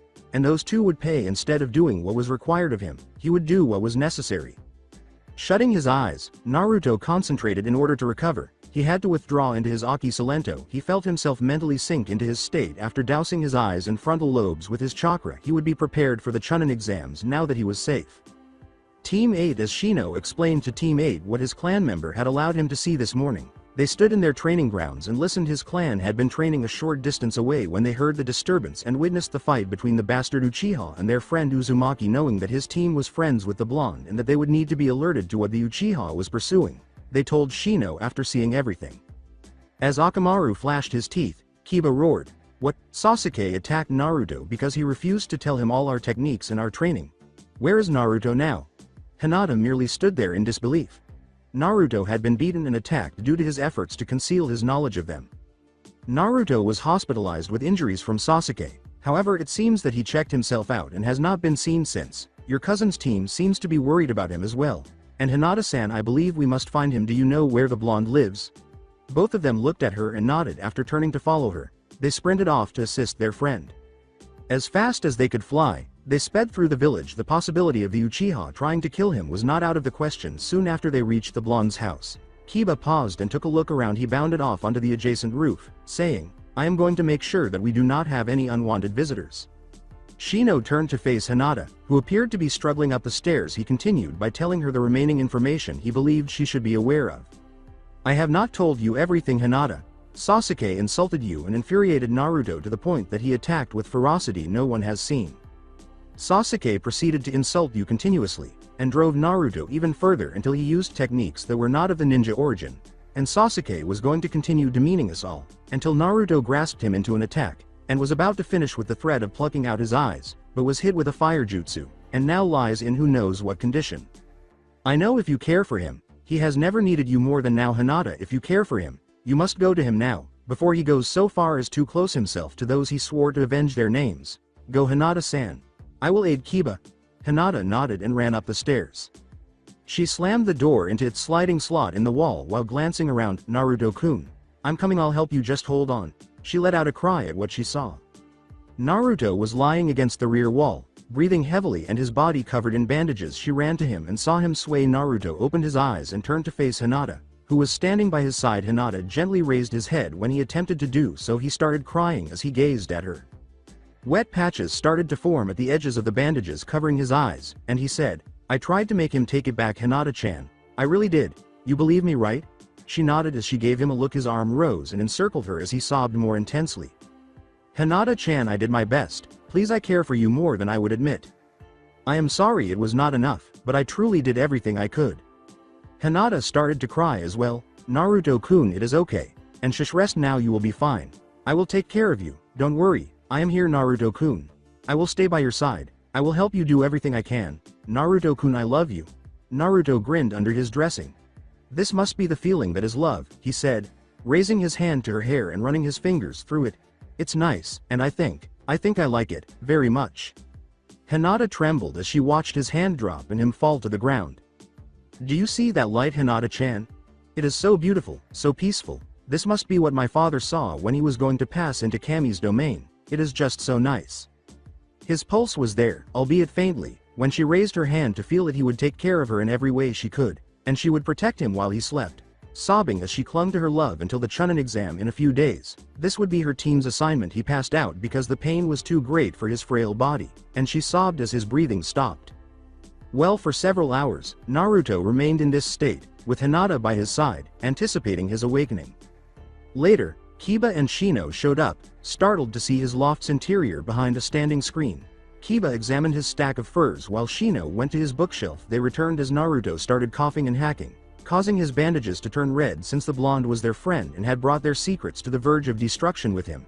They all gave him anxious looks. Even though they were 2 days away from the exam, they stayed until nightfall. With the arrival of Zabuza and Haku, they were finally relieved, and they let everyone go to observe Naruto like hawks. He remained motionless for a very long moment before being abruptly awakened by a curse. When Naruto heard someone swearing, he turned to see Zabuza staring out the window. Whistling, he turned to face the awoken blonde. There was nothing they could do about the scars, but she didn't have the heart to break the bad news to him. "How do you feel, kid?" Naruto shook his head as Haku emerged from his kitchenette carrying a bowl of warm water and a sponge. She started to remove his bandages and wipe his shoulders, which were almost healed, with the sponge soaked in a deep healing salve. Even though the scars on the back of his head were covered in hair, he could still feel them because of the pain that caused them. This would serve as a constant reminder, and it wouldn't be helpful until his body grew new skin or his demon healed them. He would always have those scars. However, the demon had done so much to keep him alive up to this point that it appeared to have run out of energy to heal his injuries that had nearly killed him. No, he would remain permanently scarred. Zabuza and Haku exchanged glances before Haku responded, "How long till the Chunin exams?" "It begins tomorrow, and you must have everything for it tomorrow. Are you sure you can handle it, Naruto-sama?" Naruto stood, startling them both with how smoothly he moved. He appeared to be doing fine. "Yes, I will be ready, and both of them will pay on time. Until then, I will continue to protect Hinata-chan, and I will need you, Zabuza, to keep an eye on them until I am fully ready. I could vaporize them with a battlefield-class jutsu, but I need to keep them alive until I become Chunin and no longer have to deal with them." Zabuza nodded as the blonde went to his pile of furs and collapsed. It appeared that his wounds were still not completely healed, but he would be damned if he couldn't repel the idiots when he woke up. Zabuza sat to watch the perimeter and looked at the girl, laughing. "Zabuza-sama, he is not quite right in the head, is he?" he asked. "Haku-chan, the real weapons users never really are. I have learned that over time. Be damned if he isn't going to give the Chunin exams hell for everything that will come up in no time. He is truly an amazing shinobi, and a hell of an assassin. Now we will continue to guard him, and then we will go head to hold off until we wake him up in the morning, and he goes to the exam." They both nodded as the blonde fell asleep much more peacefully. He would be prepared. He must be. At the exam building in Chunin, when Naruto reached the door, Kakashi and his alleged teammates were there. They clearly did not expect him to make it. As they gazed at him in disbelief, Kakashi grinned and nodded. Although his teammates did not believe they would be safe after what had happened, Naruto nodded and said, "Well, I am glad you made it back from your hospital trip. Do you think that you are up to this?" At last, Kakashi saw that the blonde's attire had changed once more. In place of his typical attire, Naruto has adopted a new one that his father wore during his active assassination career. His pants were full-length and tiger-striped, and his boots were still on his feet. A green sash of burn covered his midsection. He wore 3 belts of dark marble leather around his waist on his right side. His axe rested in a leather wrap. A turtleneck in the color of smoke covered his chest. He was covered by his jacket, and the hood hung down over his back from nose to chest. His face was wrapped in bandages, and his orange headband with tiger stripes was prominently displayed on his forehead. He appeared to be prepared to murder everyone and everything. They both gave a cautious nod and went inside the building. "Prepared, Kakashi-sensei. Now my teammates, let's go."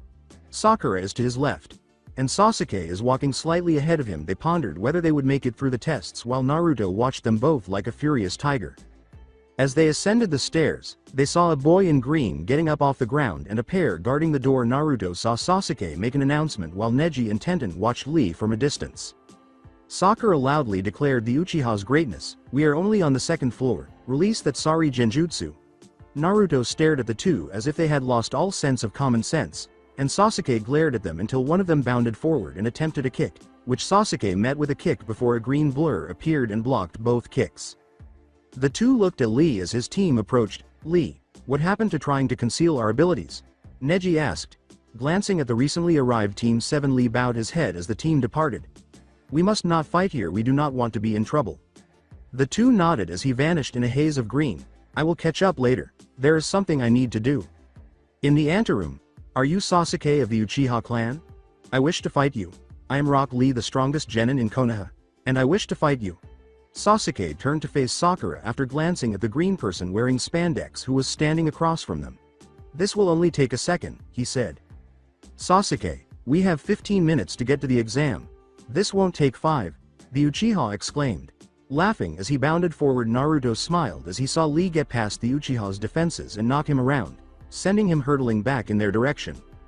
Naruto saw his bandages begin to tense and unravel as he watched the Uchiha activate his Sharingan and leap at Lee, only to have the green one throw him into the air. He grabbed one of his few shuriken shadow clones from the tiny pouch on the back of his belt. The end of his bandages were pinned to the wall by a pinwheel. Stopping him, Lee flipped away as a result, and the Uchiha fell, but Sakura slid under him and grabbed his head before it hit the ground. Sasuke regarded them as a treasure trove of jewels when he saw Gai-sensei standing atop his turtle summon in a puff of smoke. Reprimanding Lee for preparing to employ his unique technique, Naruto approached the two with a sigh. Lee turned to a furious teammate and a sullen pink-haired bitch, and they both nodded. Lee should probably head out, Gai-sensei, the exam starts soon. Sasuke glared at him as he walked away, and they rushed after him, furious as hell. What was that, Dobi? What technique was he using? My Sharingan couldn't feel any chakra flowing for that technique. What was he using? Naruto looked at him and frowned. Just taijutsu, that is all. In the first exam room, Team 7 entered and noticed the numerous genin hopefuls seated there, scowling at them as they entered. Sasuke. As the platinum blonde girl named Ino from their academy days clung to the Uchiha's shoulder, Naruto ducked away, observing her as if she had caught a disease. Troublesome, so you all show up too. I thought at least that I would be able to get away from the rantings of those two at least. Naruto turned to face Shikamaru and Chogi, who approached from behind Ino. Noting that they both appeared to be doing better, as their training seemed to have done, he nodded to the two and turned when he heard Kiba. The Rookie 9 appears to be back together on Naruto's squad. It looks like a lot of fun. What do you think? Hinata and Shino. Shino nodded as Sasuke gave him a somewhat mocking look of distaste. He was stunned by Hinata's evasion of his Sharingan and was powerless to stop them from copying their moves. He was about to show the worthless bitch why he should be respected, but he was frozen in place as the heiress glared at him, as if she wanted nothing more than to grab his throat and juken him until he was immobile. What is this force? This power? It is like Itachi. Who is this powerful? He asked, turning and cursing. The force came from that dumb blonde. When Naruto was glaring at Sasuke, the pink-haired woman marched up behind him, bunching up her arm and swinging, ready to hit him in the head, but his arm swung back and grabbed her arm at the wrist. She attempted to pull away, but Naruto pushed her back a step before he passed the Uchiha and moved to Hinata's side. You three gangs must be new genin, having graduated from the local academy this year, am I right? It seems my information is wrong. I wonder why they waited until now to try for the exams. Master will want to know what held the Uchiha back for so long, the man said, scowling as the teams shook their heads no. You guys really need to be ready by then. My name is Kabuto, and I graduated 4 years ago. The Rookie 9 turned to look behind them. I think you would appreciate if I gave you a little heads up, he said. Shino scowled as Shikamaru swore. Those are genin from Imagakure, those who hide in the village of the rain, those who are violent and dangerous, and the village supposedly has no bloodlines, so they hate those who rely on them. They noticed 3 extremely bloodthirsty people staring at them. In any case, you may want to keep quiet. I have some experience with this stuff, so I know it. This is not going to be easily accomplished. Shikamaru scowled as he looked at the group, noting that many of them appeared to be in their teens, which he attributed to their experience on the battlefield. Chogi nodded at him. So, is this your second exam, Kabuto? Not second, this is my second, twice a year, going on my 4th year. Sakura questioned, gazing around at the gathered villages and wondering what was happening. So you must really suck at this, Kiba chuckled. So, Kabuto, do you know anything about specific people, like their jutsus and techniques? Damn thieving bastard, Naruto muttered at the fool. But Sasuke did not seem to hear him. Sasuke attempted to sound distant, but Team 8 and Naruto understood exactly what he was saying. As he pulled cards out of his pouch, Kabuto grinned and said, sure, I do. It's kind of a hobby of mine. I have information on all the contestants this year. Anyone in particular you seemed interested in? Sasuke grinned. Kabuto scowled and said, you know their names, which takes away all of the fun. Naruto Uzumaki, Rock Lee, Gaara of the Sand. Now, let's start with Rock Lee, who is a year older than the rest of you and is a devoted practitioner of taijutsu. Although his nin and genjutsu are rated as mediocre at best, he still relies on his taijutsu, which has worked well for him thus far. His teammates are Tenten and Hyuga Neji, and his mission details are as follows. 40D rank, 22C rank, and 1B rank. Sasuke nodded, indicating that the blonde knew something about the taijutsu practitioner. He must have some technique that helps and shields him from my Sharingan, as he denied that he was simply too quick to be noticed. Their instructor is Might Guy. Gara of the Sand comes next. He is almost as old as all of you, and he is said to practice earth-style ninjutsu, which accounts for sand for all of his needs. Both genjutsu and taijutsu are unknown according to the details of his mission. He is 32C, 4B, and one of his siblings, Tamari and Konkuro of the Sand, are his teammates, and Baki is his instructor. It is said that he has never suffered any injuries during any mission. He is truly soon as pride. The teams shuddered at this, as he had never been hurt, not even scratched. Since he loved his cover and found it so much fun to frighten Genin, Kabuto grinned as he saw the shocked expressions on their faces. He frowned as he drew the final card, noting that everyone, with the exception of the blonde, had varying degrees of fear. I believe you stated that Naruto Kilvin's name was Uzumaki. Sakura yelled loudly. What? I guess your information is not all that good yourself. Everyone stared at him. We deserve to know, so why didn't you tell us that you changed your last name? Damn it, Dobi. Everyone just stared at him as she clenched her fist and swung it, hitting the blonde in the shoulder and cursing as her hand ached like a stone. Yes, I changed my name. I didn't think it was necessary to waste anyone's time with updates, but now that you're all aware, can we please move on? Team 8 simply felt empty. They had never questioned why the blonde had made so many trips to the Hokage's office in the final week before his injuries, but now they knew. Hinata simply lowered her head.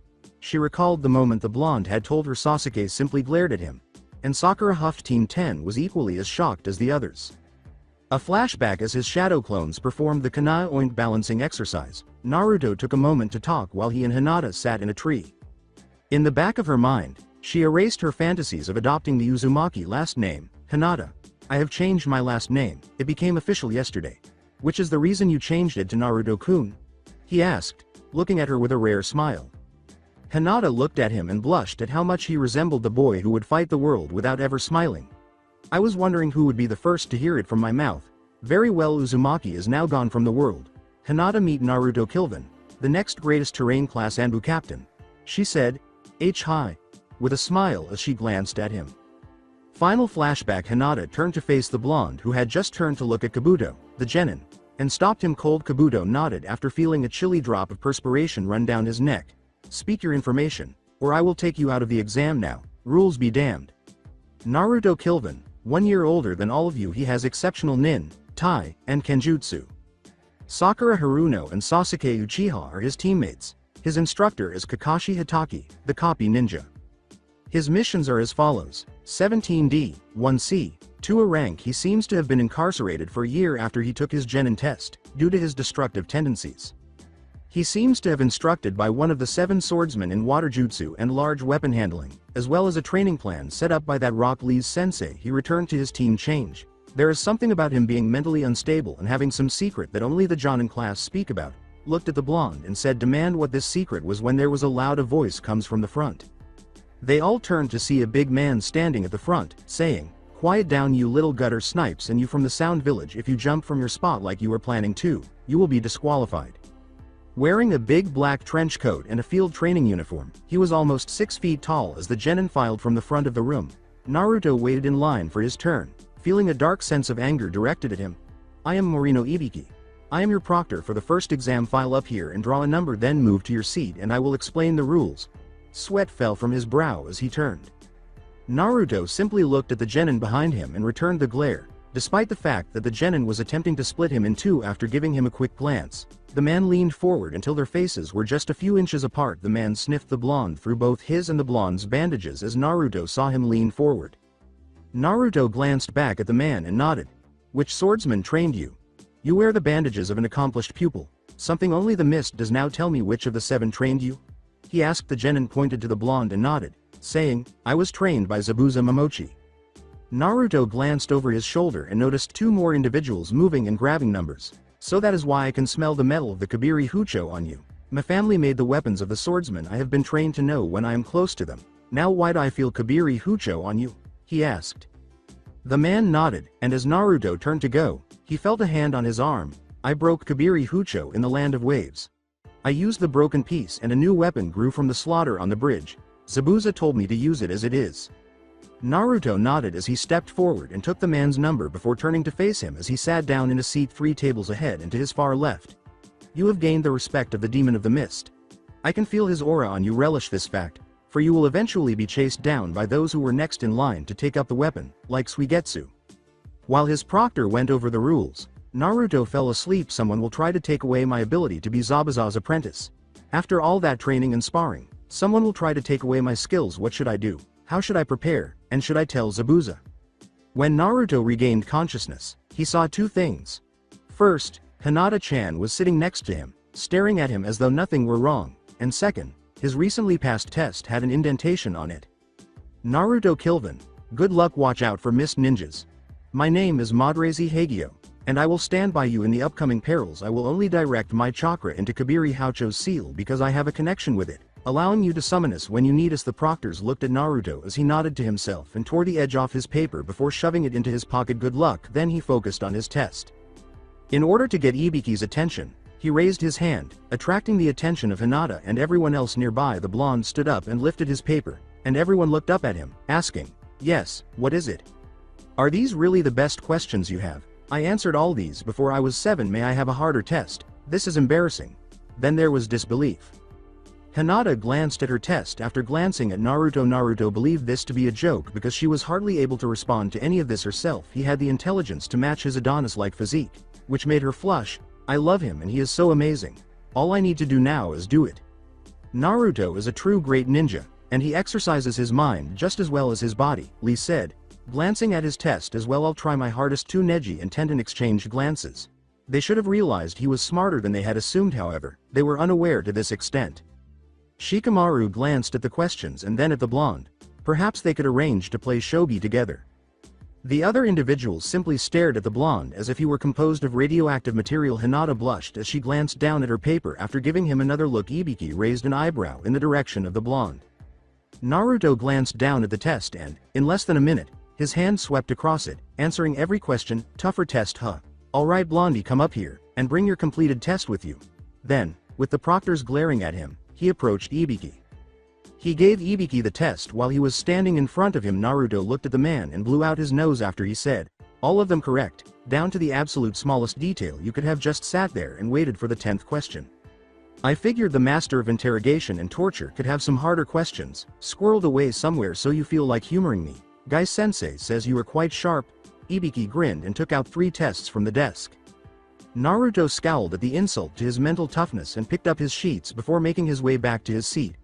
"Try these, Webster, then we will see if you are up to my questions."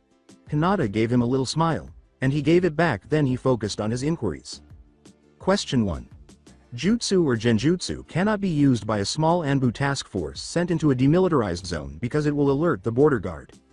Their target is a guard captain in a heavily armored stronghold to the east. They have 7 hours and a Chunin tool list between the 3 of them to capture and escape before daybreak. No casualties or alerting of the guard in the stronghold is allowed. What are they supposed to do? This is it. I studied this same thing when the 3rd Hokage made Anbu watch me when I was 9, and this is dumb shit. Naruto sighed as he started to respond, displaying all of the responses he had previously provided for each question in tidy rows. With 45 minutes remaining in the allotted hour, Ibiki watched the blonde as the proctors called off teams, many of whom quit and gave up in record time. He saw the blonde put one paper aside and start on the next while laughing. Sasuke glared at the blonde, who was a fool for not sharing the answers he knew.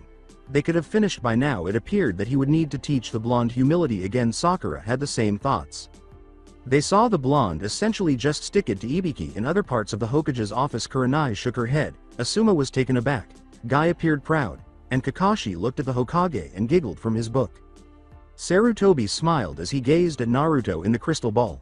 It appeared that there was a positive aspect to his unmatched intelligence and persistence in answering questions throughout his life. Azumo picked up his 2 finished tests and brought them to Ibiki while he watched the blonde pull the 3rd sheet in front of him. The final question, which Naruto read, surprised him because it wasn't any more difficult than the previous 2. It read, "The various poisons used by rogue ninjas can be classified in 5 categories depending on their toxicity and damage to the human body. From poisonous gases and paralysis to death in a single abrasion, create a poison that will immobilize the target and then gradually stop their breathing using the materials you have on hand. This is just plain nonsense again. And it really bothers me. I hope none of my friends struggle with those questions. It dawned on Naruto then that they were only 15 minutes away. With a sigh, he gave the proctor the final test, watched as Ibiki took it and snarled, glanced at the blonde, and then asked the 10th question. Some left the building like their asses were on fire, while others stayed abruptly. The window exploded with a boom. Akaru leapt from Kiba's jacket to the ground, but everyone else's reactions varied. Shino moved his bugs to his hands. Sakura had fallen back from her chair, and Sasuke was holding a kunai beneath the desk. Naruto's hand was in front of Hinata, serving as a blocking mechanism in case a piece of glass became jittery, while Team 10 and Team Guy simply stared at it. Everyone cheered when she said, "Now is not the time to rejoice, brats. The next exam is right around the corner. Get your butts up and let's go." Naruto stood up until Ibiki gestured for him to stay. He grinned at Hinata as she glanced at him, and she nodded before heading out with her group. Before Ibiki gestured for them to get up and leave, Sasuke and Sakura remained seated. They didn't move until Ibiki struck them with his sophisticated killing intent, at which point they left like a group of schoolchildren going to recess. The proctors departed as Naruto watched Ibiki approach him. They were the only ones left when he arrived at the blonde's seat. Ibiki gave the bandaged boy a cool glare, but all he did was cross his arms over his chest and stare at the ceiling. Looking up at the battered old man, Naruto asked, "Well, do you have anything to say about your tests?" and simply shrugged when the blonde failed to respond.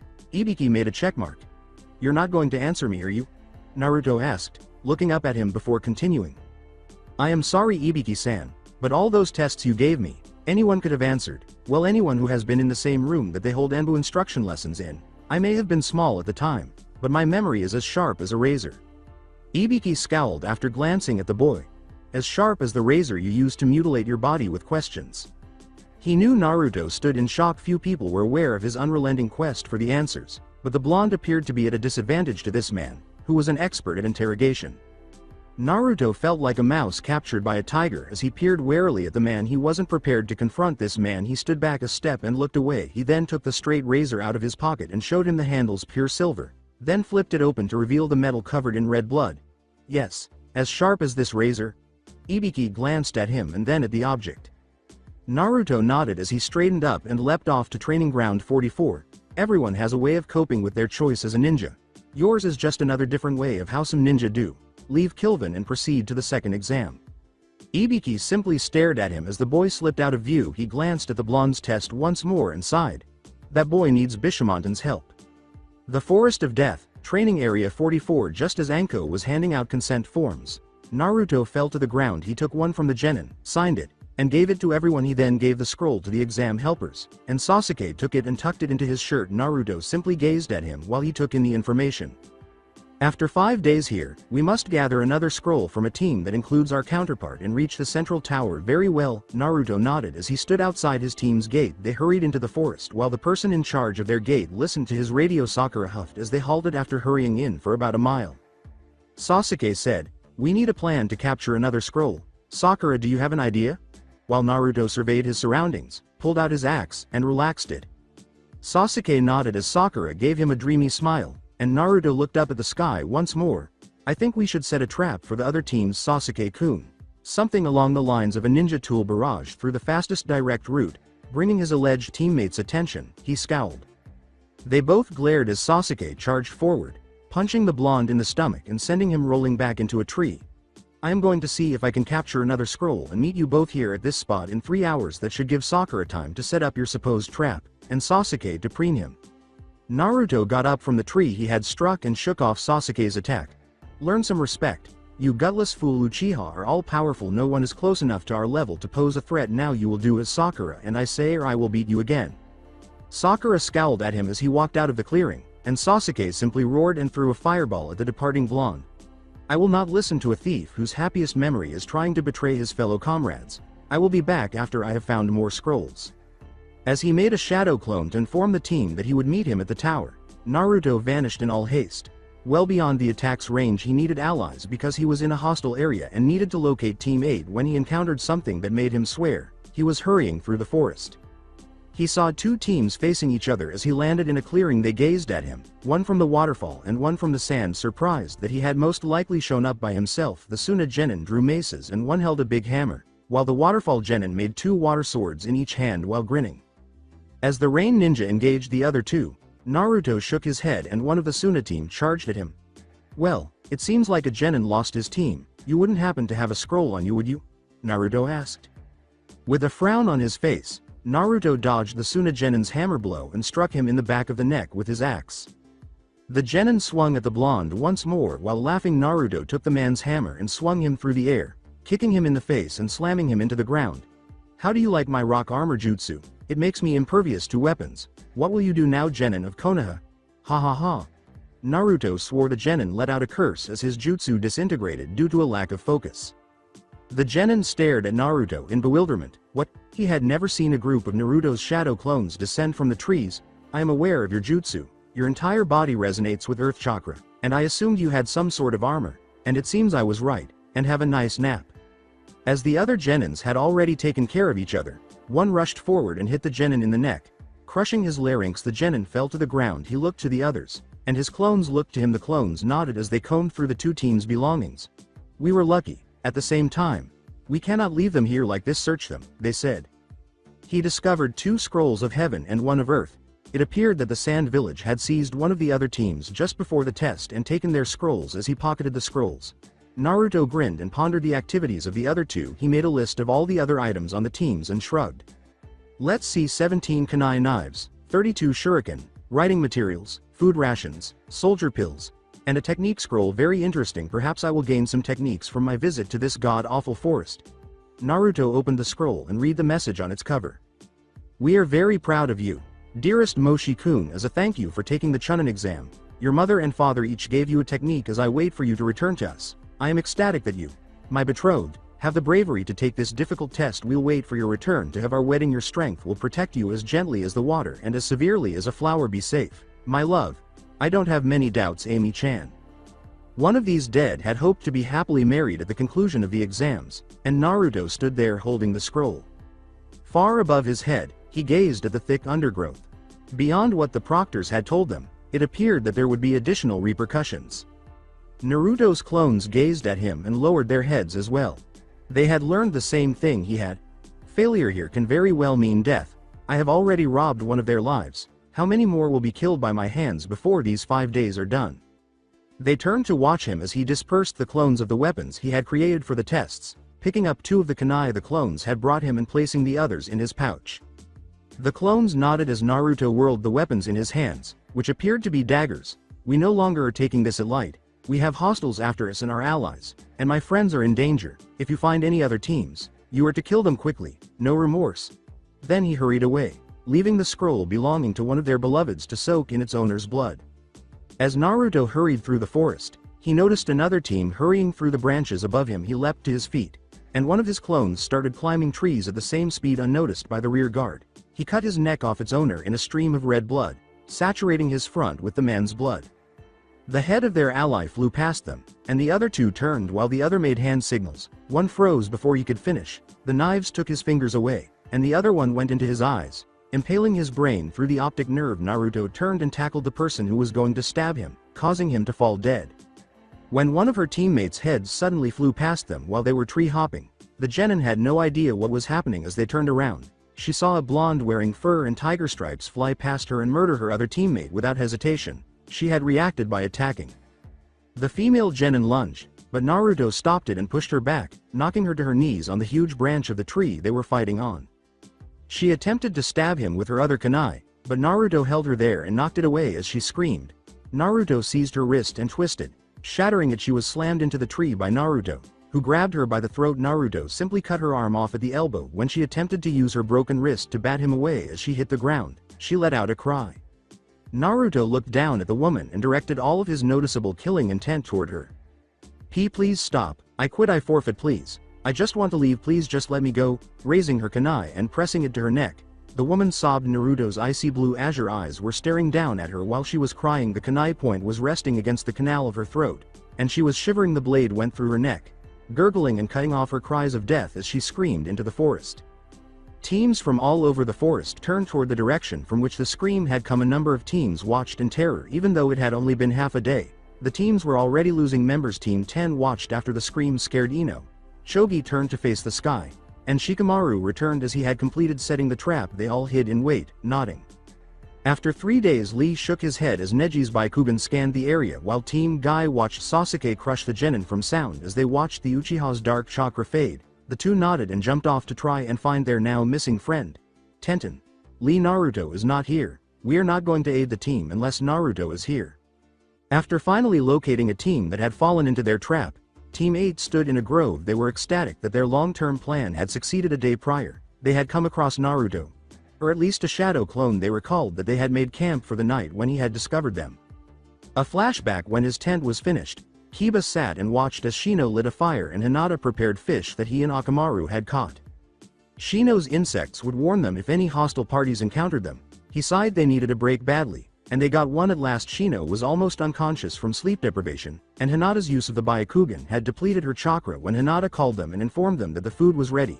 Kiba nodded to himself just as a blur landed in the center of the three. They both got very close. Shino and Kiba both launched a kunai attack. When the blonde used an axe to block both of their kunai, they realized who he was. Waiting for each of them to drop their weapons, Naruto stood there. He said, "I finally found all of you.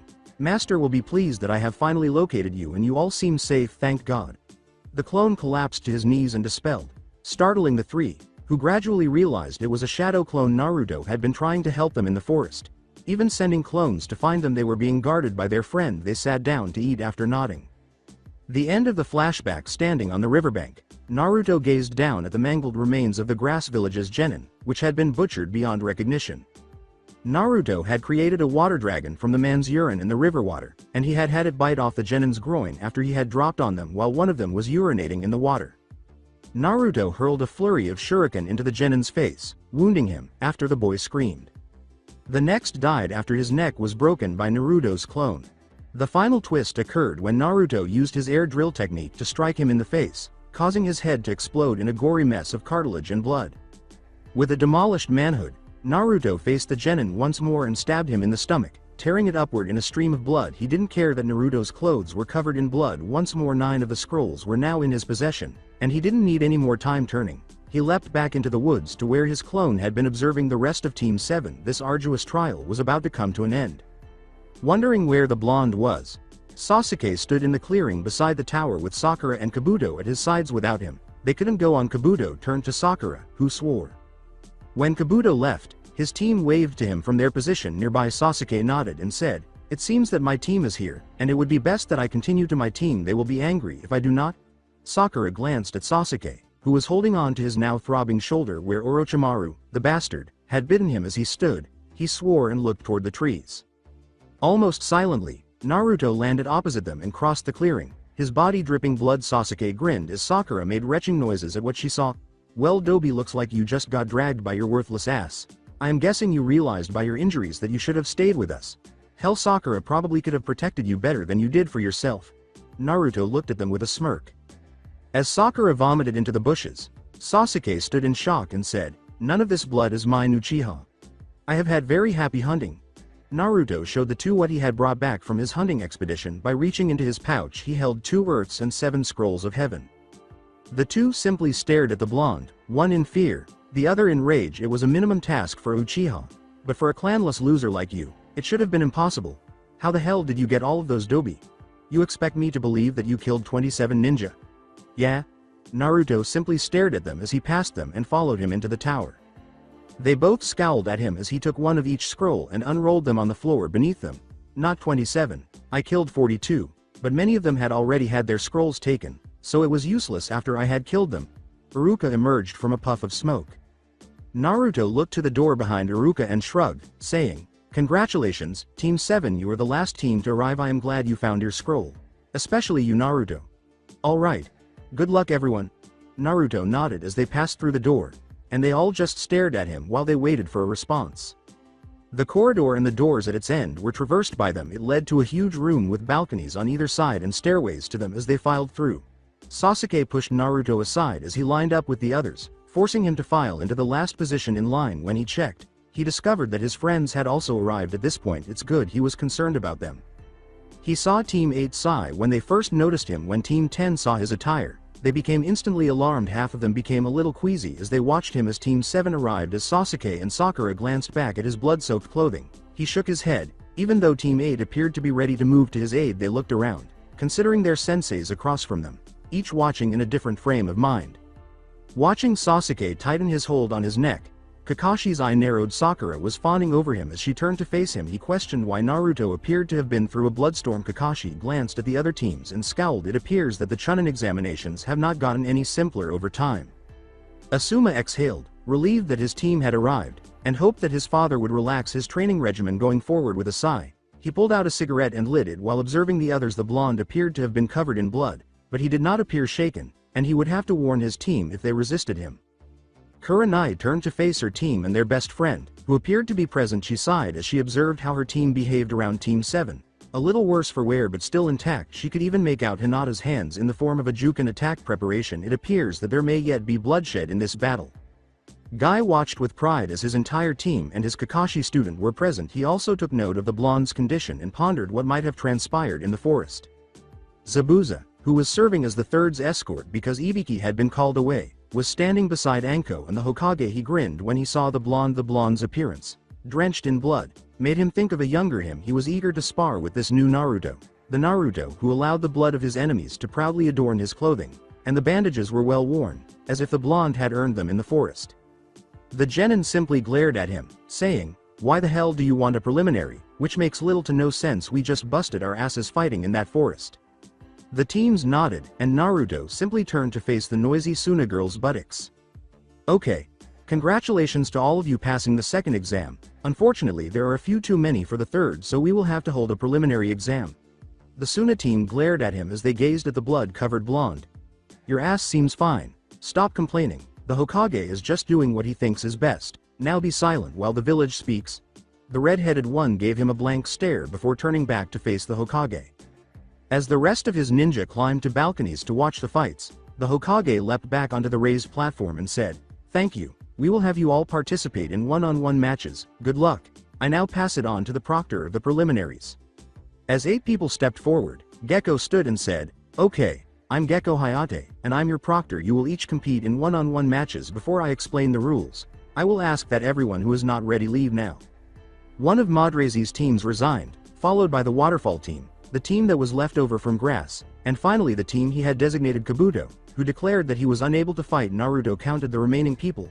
Someone will have to fight twice between Team Guy, the Suna team, Teams 8, 10, and mine, Madrazy and one of his teams, the team from Mist, and the Sound Ninja, 23.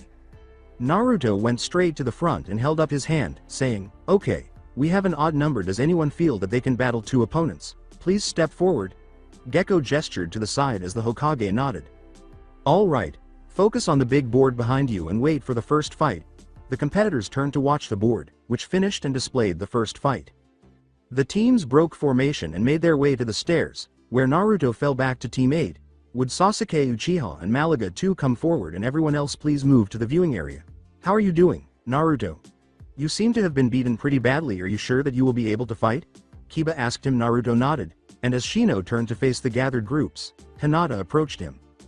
To keep their conversation quiet, she used the moving mask to whisper to him. He watched Sasuke battle a very tall man across from him, and he nodded. "Naruto-kun, or why you and Al all right?"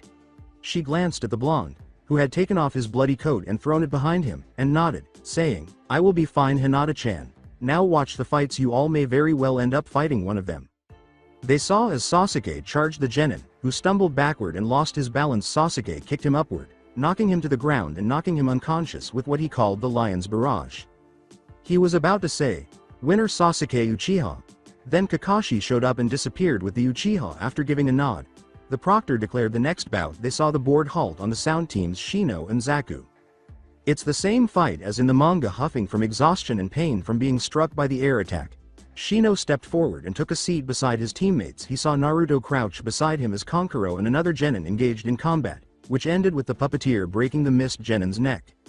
He nodded as Naruto applied hand seals and started to rub the aching friend's chest with a glowing green hand.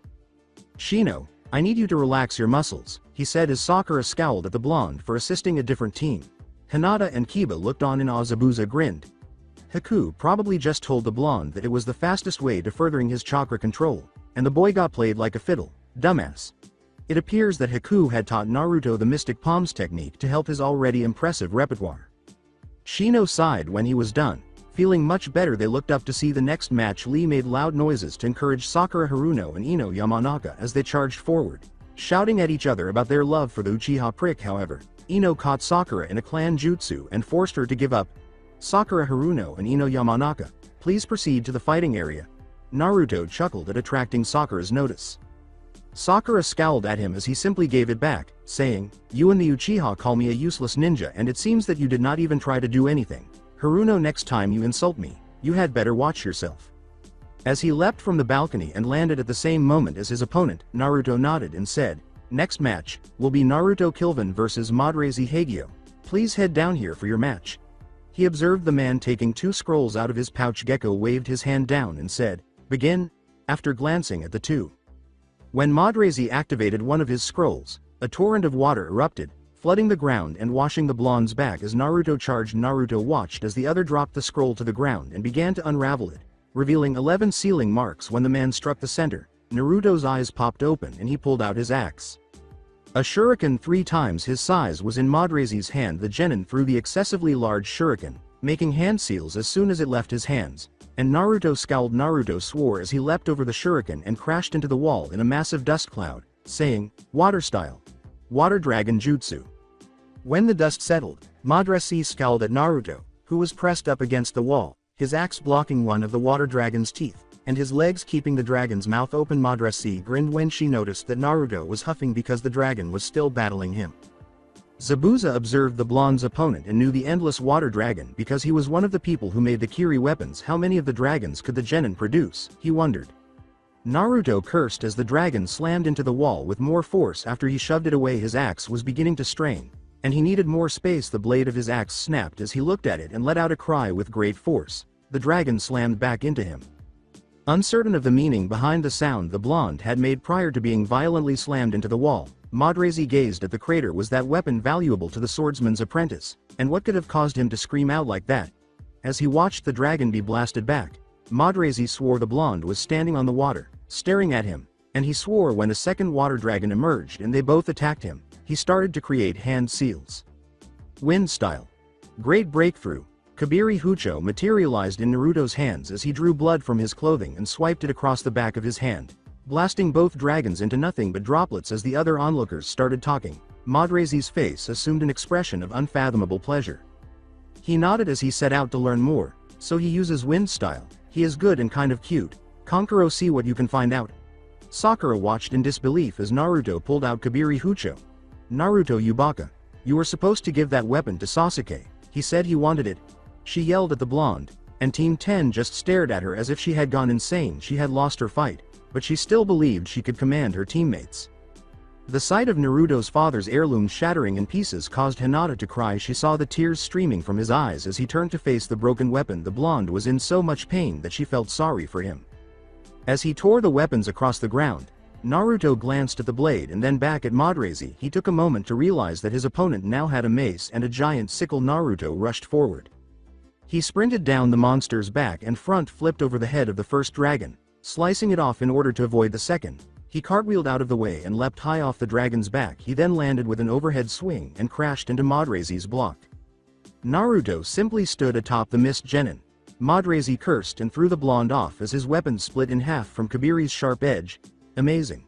So fluid, and you move so quickly with Hucho Dono. You truly are a masterful enough swordsman to be Zabuza-sama's apprentice. You will test me unlike no other, Naruto said. In a puff of smoke, Madrazy was carrying a pair of Chinese broadswords as he charged the blonde. I don't care how you see me, but you told me you were a master weaponsmith. Tell me, where do you get off destroying one of my most precious belongings? You will pay. Naruto launched a fierce attack, using all of the force he and the mist ninja had to knock Madrazy and himself back.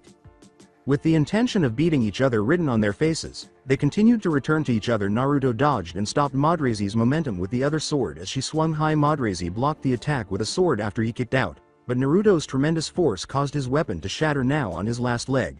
Madrazy swore as he leapt back and sealed the weapon away. Everyone's eyes widened as he swiped.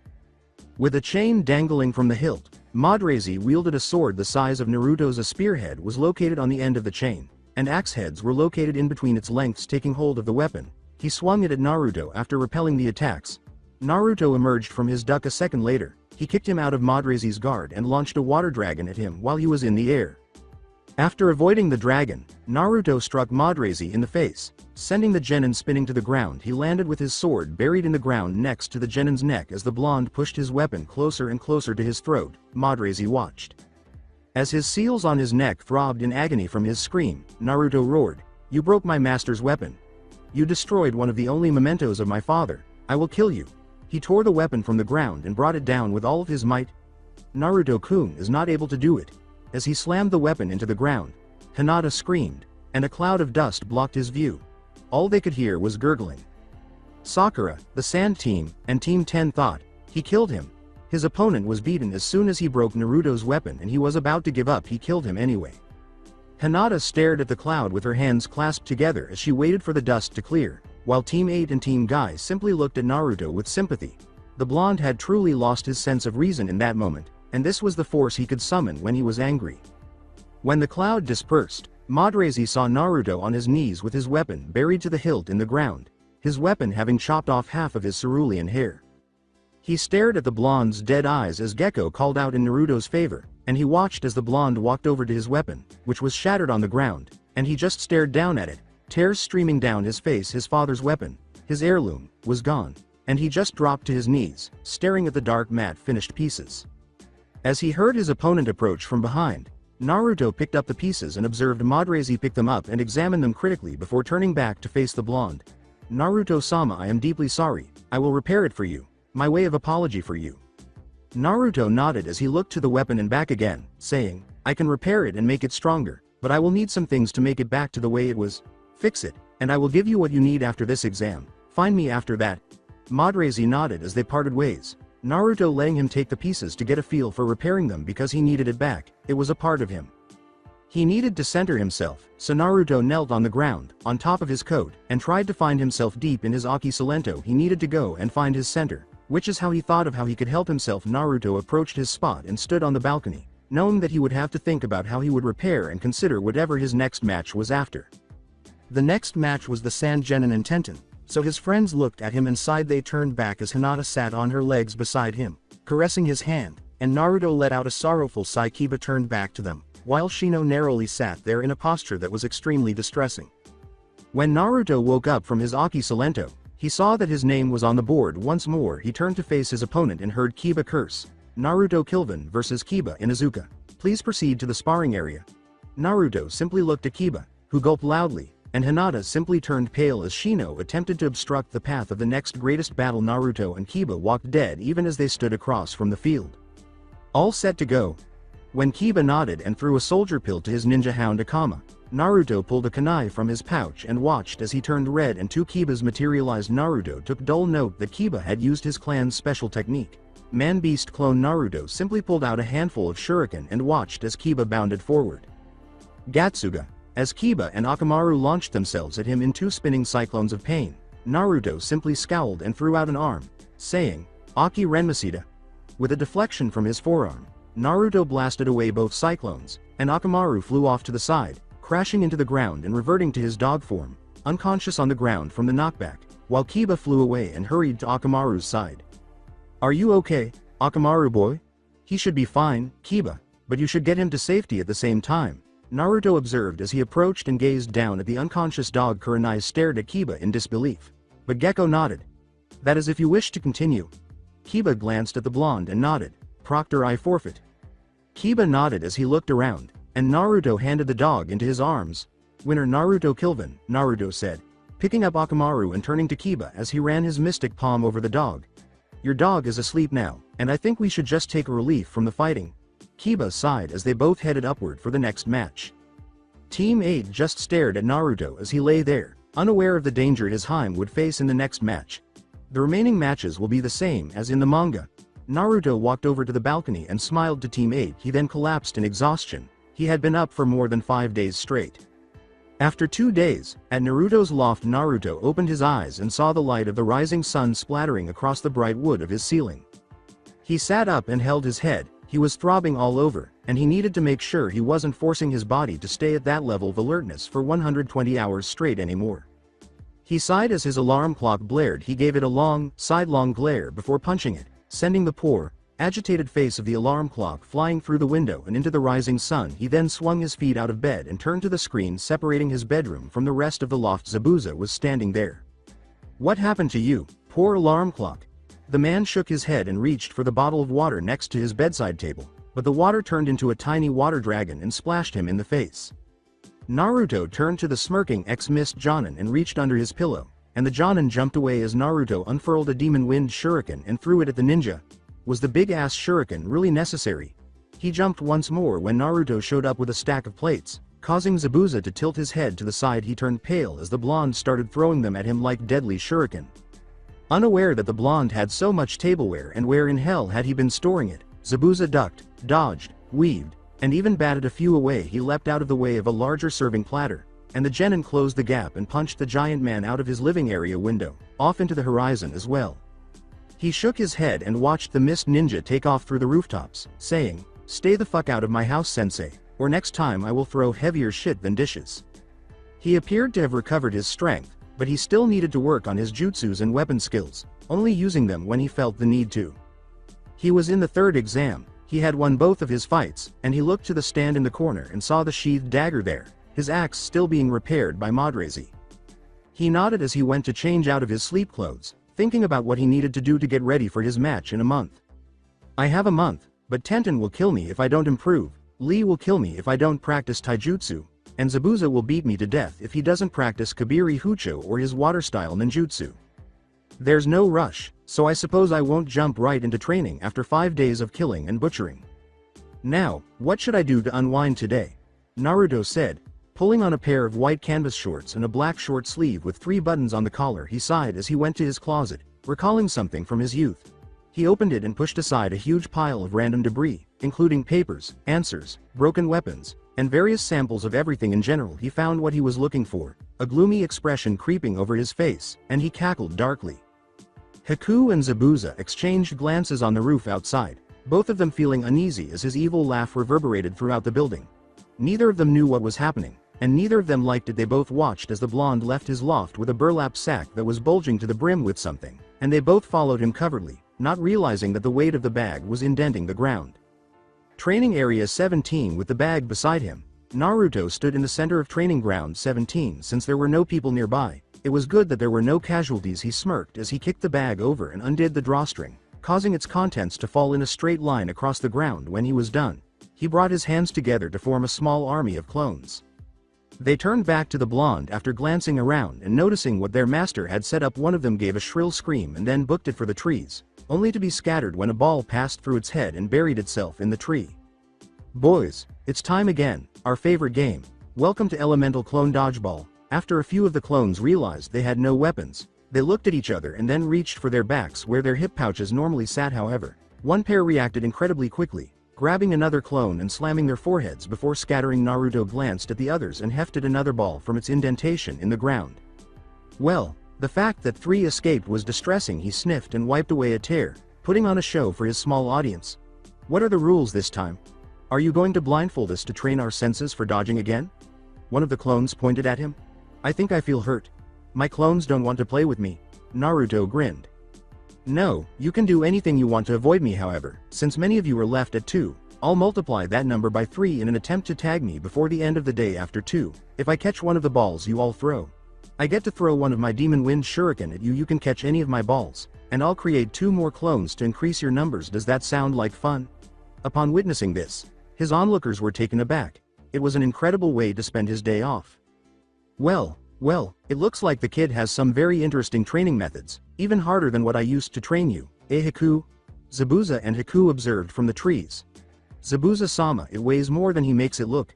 The Mist Jonin nodded as he observed the blonde turn to count all of his clones. Haku nodded as she watched the blonde toss the ball into the air and catch it in his outstretched palm. They both saw the flexing in his arm as he caught it. Leaning against a tree, Kakashi wondered if the blonde would find him for training, but it appeared that he had no interest in asking the scarecrow. Kakashi was unsure of how to react to this. He could always let Zabuza handle his exam preparation. He nodded and turned to face the ninjas in the tree to his right. Zabuza, the mist ninja said, turning to face the copy ninja with a menacing expression that made the copy ninja perspire. What do you want, you impure monkey? Can't you see that I'm keeping an eye on my apprentice? After nodding, Kakashi waved his hand, which further irritated the enormous water user. His other apprentice simply stared at the blonde, or rather, the parts of the blonde that were covered in shorts, but nobody needed to know that. How about we place a small bet? I need you to prepare your other apprentice for the Chunin exam finals. The swordsman was drawn to this, and as he leapt to the ground and Kakashi gestured with his hands animatedly, Haku simply scowled at the two and remarked, I am surrounded by man-children. The kunoichi turned to face the last onlooker, the blonde. It was the Hyuga girl, who appeared to have recovered somewhat from her injuries from that match with her cousin. Haku had been assigned to be the girl's chief medic in the hospital, and she had taken good care of her and hit it off with the shy kunoichi. They had discussed their friend Naruto, but she had a huge crush on the blonde, one that completely blew Haku's mind. The ice user wasn't going to give up to her, but she had issued a challenge. See who Naruto noticed first. Without being overly enthusiastic or intrusive, the girl had been enraged in her agreement, and Haku could find the girl near him more than half the time.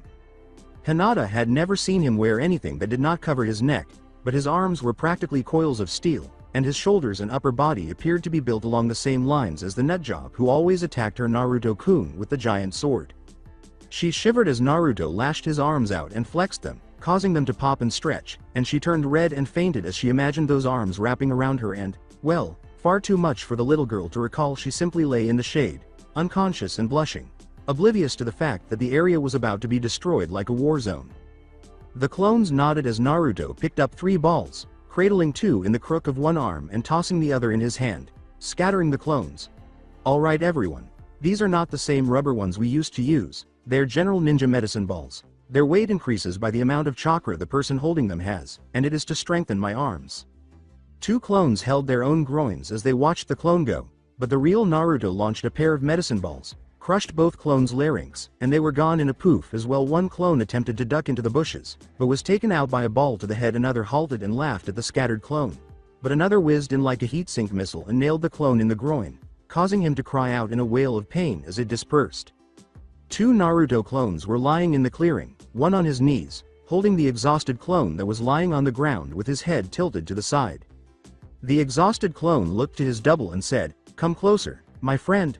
The other clone approached him and nodded tearfully, saying, "I am not going to make it, you must survive, and you must carry on for all of us." Haku and Zabuza laughed at the clone's melodramatic response, but Naruto emerged from the trees and punched the clone in the back of the head with a medicine ball. He shook his head and leapt back as 3 attempted to sneak past him in a blur of speed. The clones cheered as they piled up on the blonde, but Naruto took them out with a flurry of balls. Naruto grinned as he took another out with a ball to the ear, and he laughed when he heard something that infuriated him. Naruto looked at the clones still in the field and sighed. "Alright, change of plans, you all can attack me as well. Earth style. Doryuden."